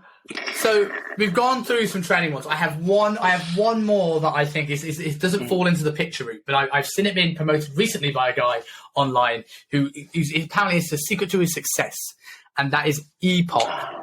Okay. Have you seen this guy? He's all over the ads at the moment. And he says, do you know you can burn calories even when you're not training? It's called EPOC, and we get it through high-intensity intervals. I'm like, have you looked at how small a calorie burn extra that actually is? One biscuit and you've ruined it. Mate, it's all part of the... I mean, obviously, that's a sexy thing to come out with. It's all part of the literature as well in the original PT courses that EPOC's the thing that's going to do it, that make it more effective workout. The claims were like, if you do that workout right, whatever right is, your EPOC could be like 48 to 72 hours long. Well, about 2-3% more. It makes no fucking, in the grand scheme of things, doesn't make any sense. And in which case you would then be back in the gym doing it again, and that's how you keep your metabolism through the roof for a week straight. Well, you could also still lose fat by not hitting the gym that week and getting your steps in and getting your 8 hours sleep in and actually eating right, regardless of what your fucking workout does. It just doesn't hold up against the things that do actually work to lose weight. Your calorie burn from a workout is negligible compared to calorie burn for your daily overall activity and weekly activity as well. So there's no way a workout can be the defining factor of how many calories you're burning over the week in your overall result. It's not what you're working out for anyway. If it does bring your calorie burn through the roof, it's a very, very low roof. It's a low fucking roof, bruv. It's Bilbo Baggins. It's literally Hobbit. That's the only roof in my go through. The cages that Willy Wonka kept the Oompa Loompas in. That's about it. And those guys ate chocolate. And look at this. So turn the skin orange. So run me through some of your nutrition fads that you've got. So I tried to stay away from the ones that we've called out a million fucking times. Cambridge diet, fucking 5-2. I found a couple that I didn't even realise were a thing. I found a couple where I was like, oh yeah, I remember that being a big, big trend. And I found a couple that are just fucking stupid, fucking bollocks. So the first one It's called the SIRT food diet. SIRT, SIRT food diet. Have you heard of this one? I think I have, but so I can't heard remember the what it name, is. and I jumped on an article reading about it, and I was like, right, straight away, fad diet. So it's from 2016. What it is, you follow a diet rich in SIRT foods. And what these SIRT foods do, they activate specific proteins in your body. Big and word. These proteins are believed to protect cells in the body from dying when they're under stress. What that's got to do with your fucking food, I don't know, or your fat loss, I don't know. But essentially, for the first couple of weeks of your SIRT food, you're eating no more than 1,000 calories. You're consuming 3 SIRT food juices and 1 meal rich in SIRT food a day. Your SIRT foods come from green tea, dark chocolate, apples, citrus fruits, kale, blueberries, and red wine. So for the first 2 weeks, you're having 1,000 calories from chocolate, fruit, wine. And then you go on to your juices, your smoothies. Your energy intake then increases to 1,500 calories a day, where you can then have 2 juices and 2 meals. Exciting. And then from then on, I don't know where you go from there. The article's too long for me to bother fucking reading. So essentially, the first couple of weeks, you're having 1,000 calories coming from fruit, red wine, and chocolate. And then you go on to... It's not about calories. It's about the protein activation. Specific protein activation that ancient Tibetans knew about. Sounds legit. I'm doing it. Where do I sign? Big doesn't want you to know about. And that's big PH pharma, not big farmers. You're now going into V-shred territory, aren't you? That's what this stuff does. I'll tell you a story once. I got suckered in by the marketing of it was a V-shred video. And it wasn't, I didn't get suckered in because I thought I wanted to try it. But when he started talking about this one compound that obliterates fat, your fat cells, and at Harvard have been not wanting you to know and all this sort of thing.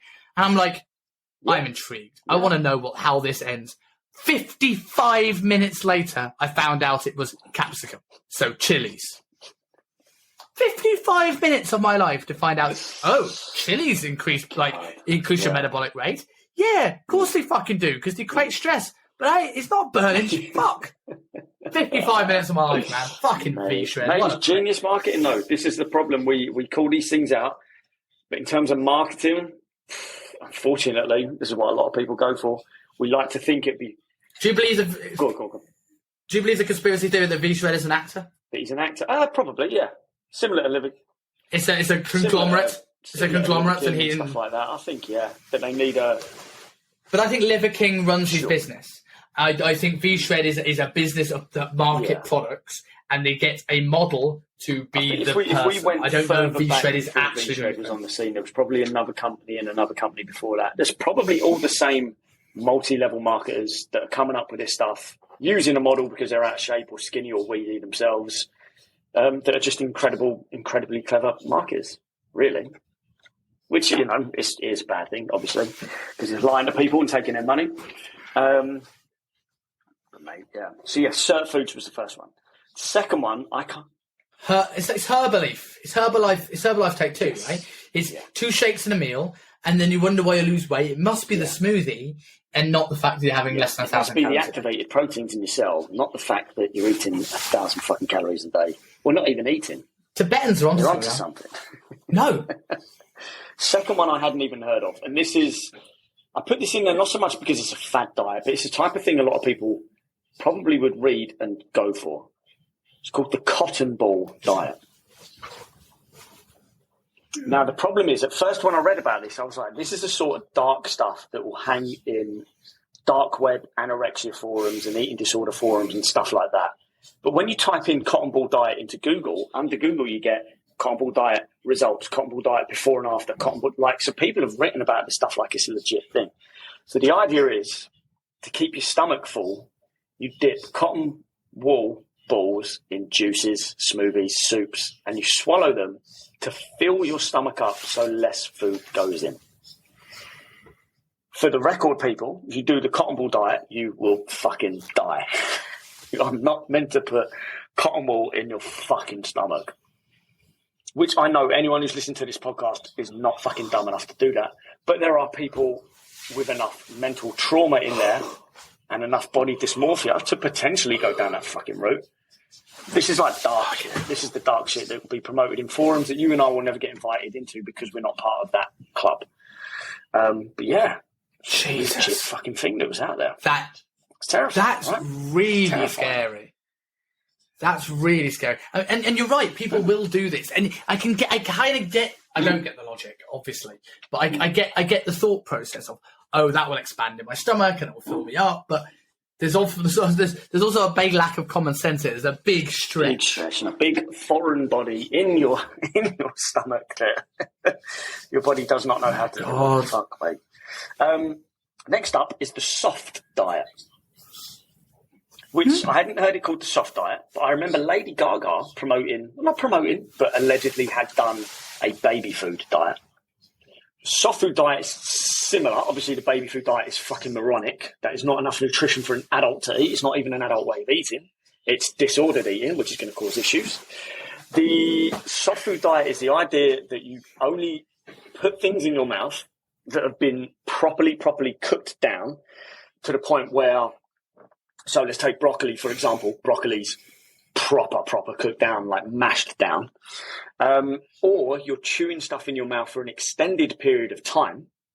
So you're only swallowing things that are fully soft, right? Now, first when I read about this, I was like, okay, that kind of makes sense because people are so quick to just, in their mouth, wolf down, done, right? But the issue with the soft food, I would say, because I know you're going to go into the issue, so I'm going to say what I think you're thinking. On surface, this it sounds over the top, but it doesn't sound terrible. Like baby food, while saying is not enough, is going to have nutritional value in there, which is probably better than a lot of the foods people have. People have bad digestive issues. People have gut health issues like bacteria, H. pylori, candida, autoimmune conditions may benefit from things like mashed down food and chewing the food. So on paper, while extreme, doesn't sound terrible, but continue. But essentially, so me saying using broccoli as an example there is a terrible one. It's a terrible example because it's essentially a low fiber diet. That's what it turns into. So you're mashing things down to the point where the fibrous elements of it don't exist anymore because it's so pulverized down. So it almost is turning a fairly nutritious diet. I don't believe there was any foods you're not really meant to eat, apart from highly seasoned or certain texture. It then turns it into a very low fiber diet, which we know is then going to be an issue later down the line. And for me, kind of defeats the object of why you would be mashing your food down so much to begin with. I get the idea of chewing food down until it is really chewed down and pulverized. It's going to make it easier to digest. But if it's a low fiber diet, well, then you're going to suffer all the consequences of not eating fiber. So I don't get it. I don't get this one. When there's not really any... I suppose you could... It's weird. I suppose you argue there's a whole bunch of carnivores out there that would say they would dispute this necessity of fiber. And like I actually have a call I did on Monday with someone who follows the carnivore diet, which will be coming out on Monday's show, talking about that. Like, are you in the belief that do you generally think that fiber has the long-term benefits that is being said by one half the population, or do you think there's something into these more meat-based, paleo-based, less fibrous vegetables stuff? I think there's merit to both, of course. There are reasons you would eat fibre. Of course there's reasons you would eat fibre. But there's also a overemphasis on high fibre diets and things like that. Well, high fibre diet, if there's an issue, sure. If there's not an issue, just a regular amount will probably do that. Get a decent amount of veg in because it's going to be full of nutrients that you aren't going to get from meat and just, whatever the hell's on the carnivore diet. Well, if you argue looking at organ meat, if you, some people obviously just do steak and salt, but if you're adding an organ meat, you get most of your vitamins and minerals through that.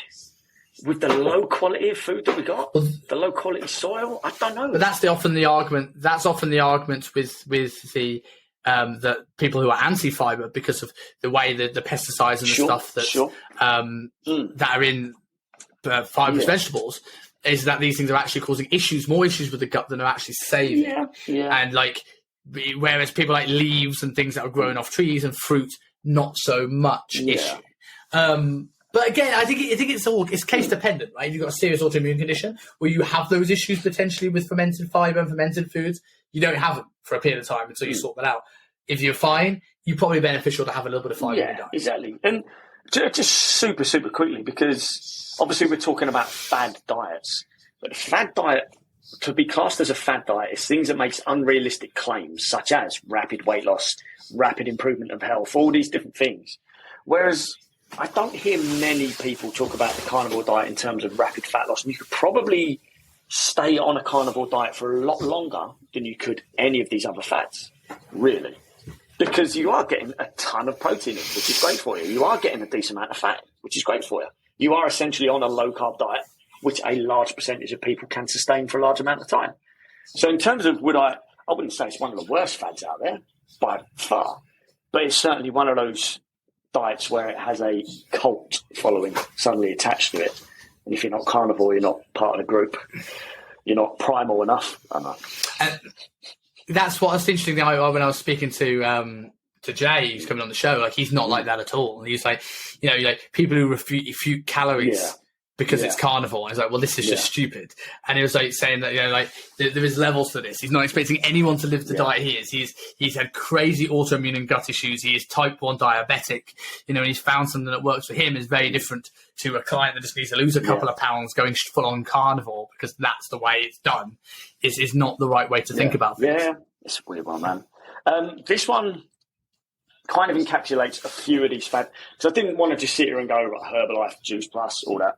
But juice cleanses, or obviously any type of liquid diet, is not going to be great. But there's the right way to do a liquid diet and the wrong way to do a liquid diet.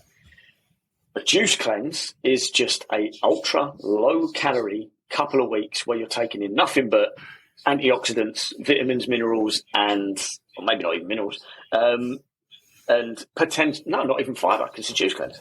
Like, it's just an extremely ultra low calorie diet where you forget how to chew, how to use your jaw, how to use your teeth. It's severely nutritionally deficient, because you could say, you're getting a ton of antioxidants, vitamins from the fruit, but where's your protein? Where's your fat? Where's that actually coming from? It's the whole point of a juice cleanse, which obviously we're coming very close to Christmas. People are going to overindulge. We're then going to see this mad fucking abundance of juice cleanses and detox and shit like that.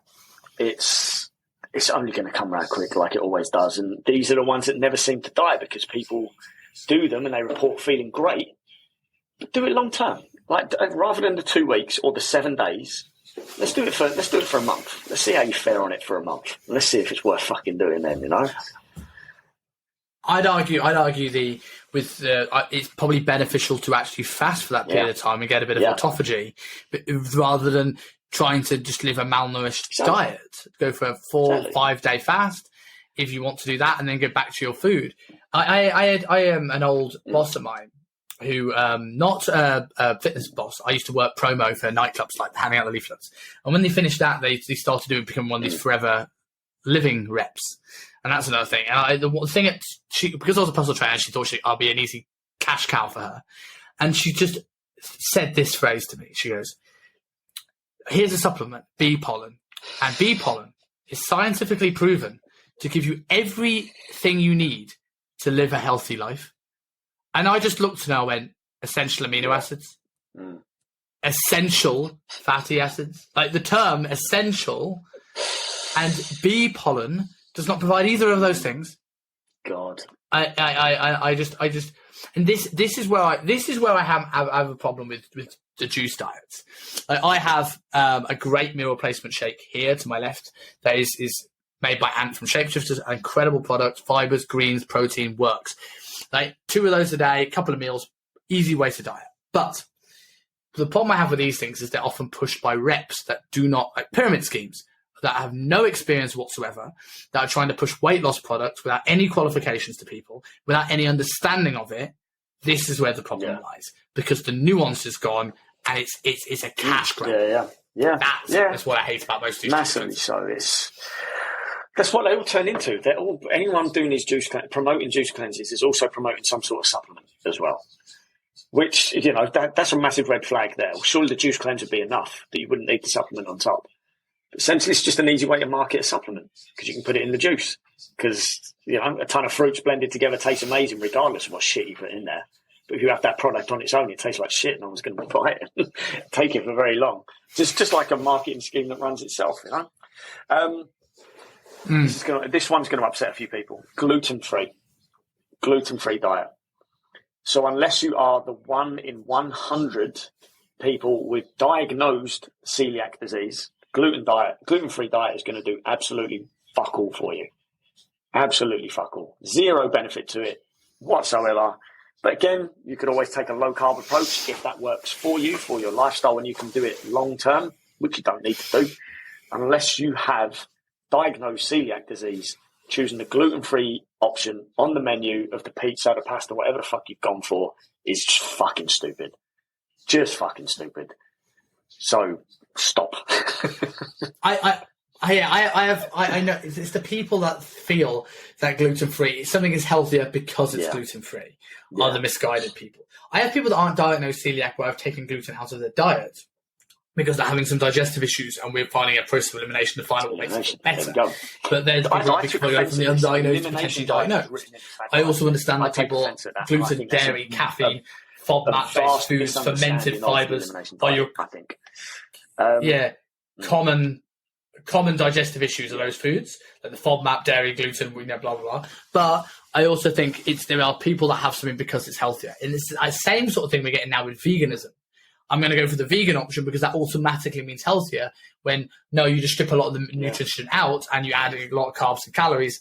And actually, is it more healthy at all? I knew this poor girl who was diagnosed with celiac disease. And gluten to her, she was in agony. She was in agony. It was literally like something was ripping through her digestive lining. She was horrific afterwards. Whereas some people will have that giant pizza or that giant bowl of pasta that's got gluten in it, get bloated and uncomfortable, and then be like, oh, I can't have gluten anymore. Bruv, you just ate 1,500 calories worth of carbonara. That's what's doing it. It's not the gluten in the fucking thing. It's not the gluten in the large stuffed crust pizza. It's the fact that you've just eaten too much food your stomach can handle in one sitting, and you need to stop eating like a gluttonous pig, basically. And going gluten-free is not good. Again, have you got a camera in my house? Have you got a camera in my house? I want to see a day in the life. 1,500 calories of carbonara. 1,500 calories of carbonara is a day in the life of a gluten-free. So you got what was the other one? Yeah. So that's my 1,500 calories of carbonara is the second thing today where I think you're watching over. Oh yeah, check-ins at 1 a.m. with some gluten-free carbonara. And I've got two that I kind of place on the same. They're very, very similar to each other. And I know some people that really went hardcore on these, PTs included. The alkaline diet and the blood type diet. I haven't heard of either of those for a while. No, I don't like either of those. I've heard of them yes, for a long too while, much. But there will still be people out there promoting it. I have a problem with both of these. So the alkaline diet, I know a little bit more about when I do the blood type one. But both were complete bollocks. Both were based on false premises with zero research to actually back them up. But it sounds right. The alkaline diet was saying your body, needs to maintain its natural pH level, and certain foods are super, super acidic. And so you would take more, we need a more alkaline environment, so we would take more alkaline foods so we don't upset the balance, without ever considering the fact that your body naturally maintains that balance, and the food you eat has zero to very, very, very limited effect on your body's pH level. And what was happening is they were measuring... Very worrying if your body doesn't monitor that balance as well. Shit goes really south very quickly. Yeah, really. If your body can't maintain that acidic alkaline balance. And people, it's similar with the ketone diet. People are pissing on sticks without thinking that what actually comes out in your urine is not necessarily regulated to what's happening in your blood, in your body at that time, because they're two completely different compounds. So alkaline diet was a complete fucking bollocks one. I know people promoted that one hard. And you're just going in for a boring lifestyle. And it was always the push. Yeah, it's always the push for alkaline as well, right? Whereas if you look at anyone with, GERD and heartburn, often we're pushing them with antacids, and we're talking alkaline diets, and we're talking this. It's often too little beta and HCl. It's too little hydrochloric acid. You need to create a more acidic environment. So it's the opposite of what the alkaline diet is. It's the only evidence I would say in terms of pH levels being an impact on people's health is the other way around. Yeah, exactly. But even so, not really. Like, unless you have esophageal issues. And obviously the blood type diet. Let me get a little bit of info up here because I didn't know that much about it. I knew of it, and I knew it was bollocks. I didn't know too much about it. But depending on your blood type, should dictate what you should or shouldn't eat. So if you were a type A blood type, you would eat veg, fruit, grains, beans. You would avoid dairy, meat, fish. Your exercise should be calming exercise like golf or yoga. If you were a type O, meat, poultry, fish, olive oil is what you eat. You avoid dairy, grains, bread, pastas, and you have vigorous exercise like running. But again, when you go deeper into it... Or smoking sex. Or solo man sex. When you go deeper into it, there's, again, limited, if not zero, research to actually back up these claims. So how people came up with it to begin with, I don't know. Don't know where these things came from. And it's so un-goal dependent. Yeah. So your type, what was it? Type O was like you had to do non-vigorous exercise, right? So yoga and golf. What if you want to build muscle? If you want to build muscle, what are you going to do? You're going to say you can't do that because of your blood type. No chance. No chance.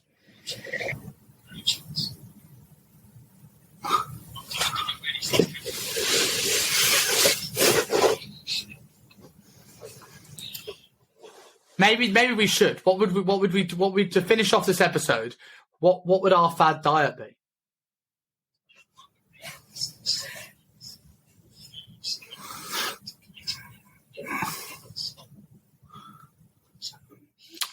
I'm very patriotic, man, as you may have seen from the kilt I wore at the Sevens. So I would probably have the solo man diet. Everything you'd have from a lonely night in.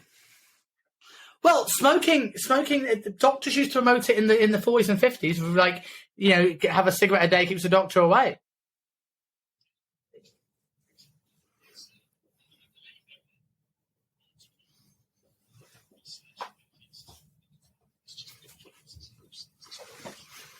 Nicotine, well, this is the thing, like nicotine is a massive appetite suppressant and will help you focus, right? So people often use it to study and people often use it for weight loss. The issue, obviously, as you said, it's everything else, but also the addictive nature of nicotine, which becomes a problem in itself.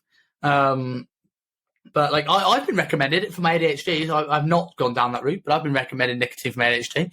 I'll stick to my Ritalin for now.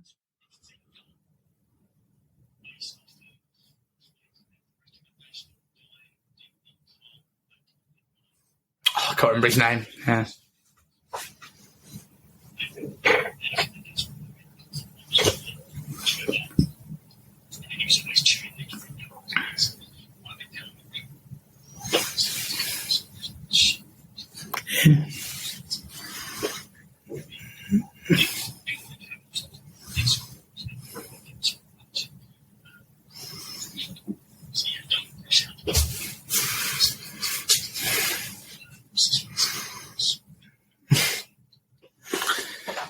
This will do it. This will definitely do it. This is Fire Fans. That will do absolutely the trick. So to close the episode there, for people that want to know which account is now best to follow you on, and where can people start to see your Piers Morgan interview when you get cancelled entirely? Uncensored.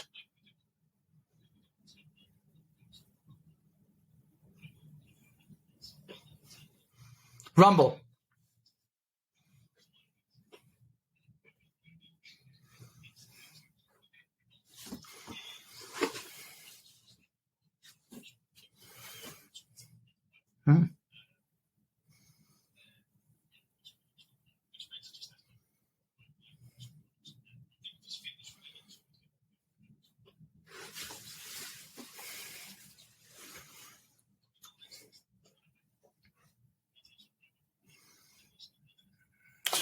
So you definitely have to take a video of like you looking in your fridge for the thumbnail of this or something like this, or with your coffee looking stoic.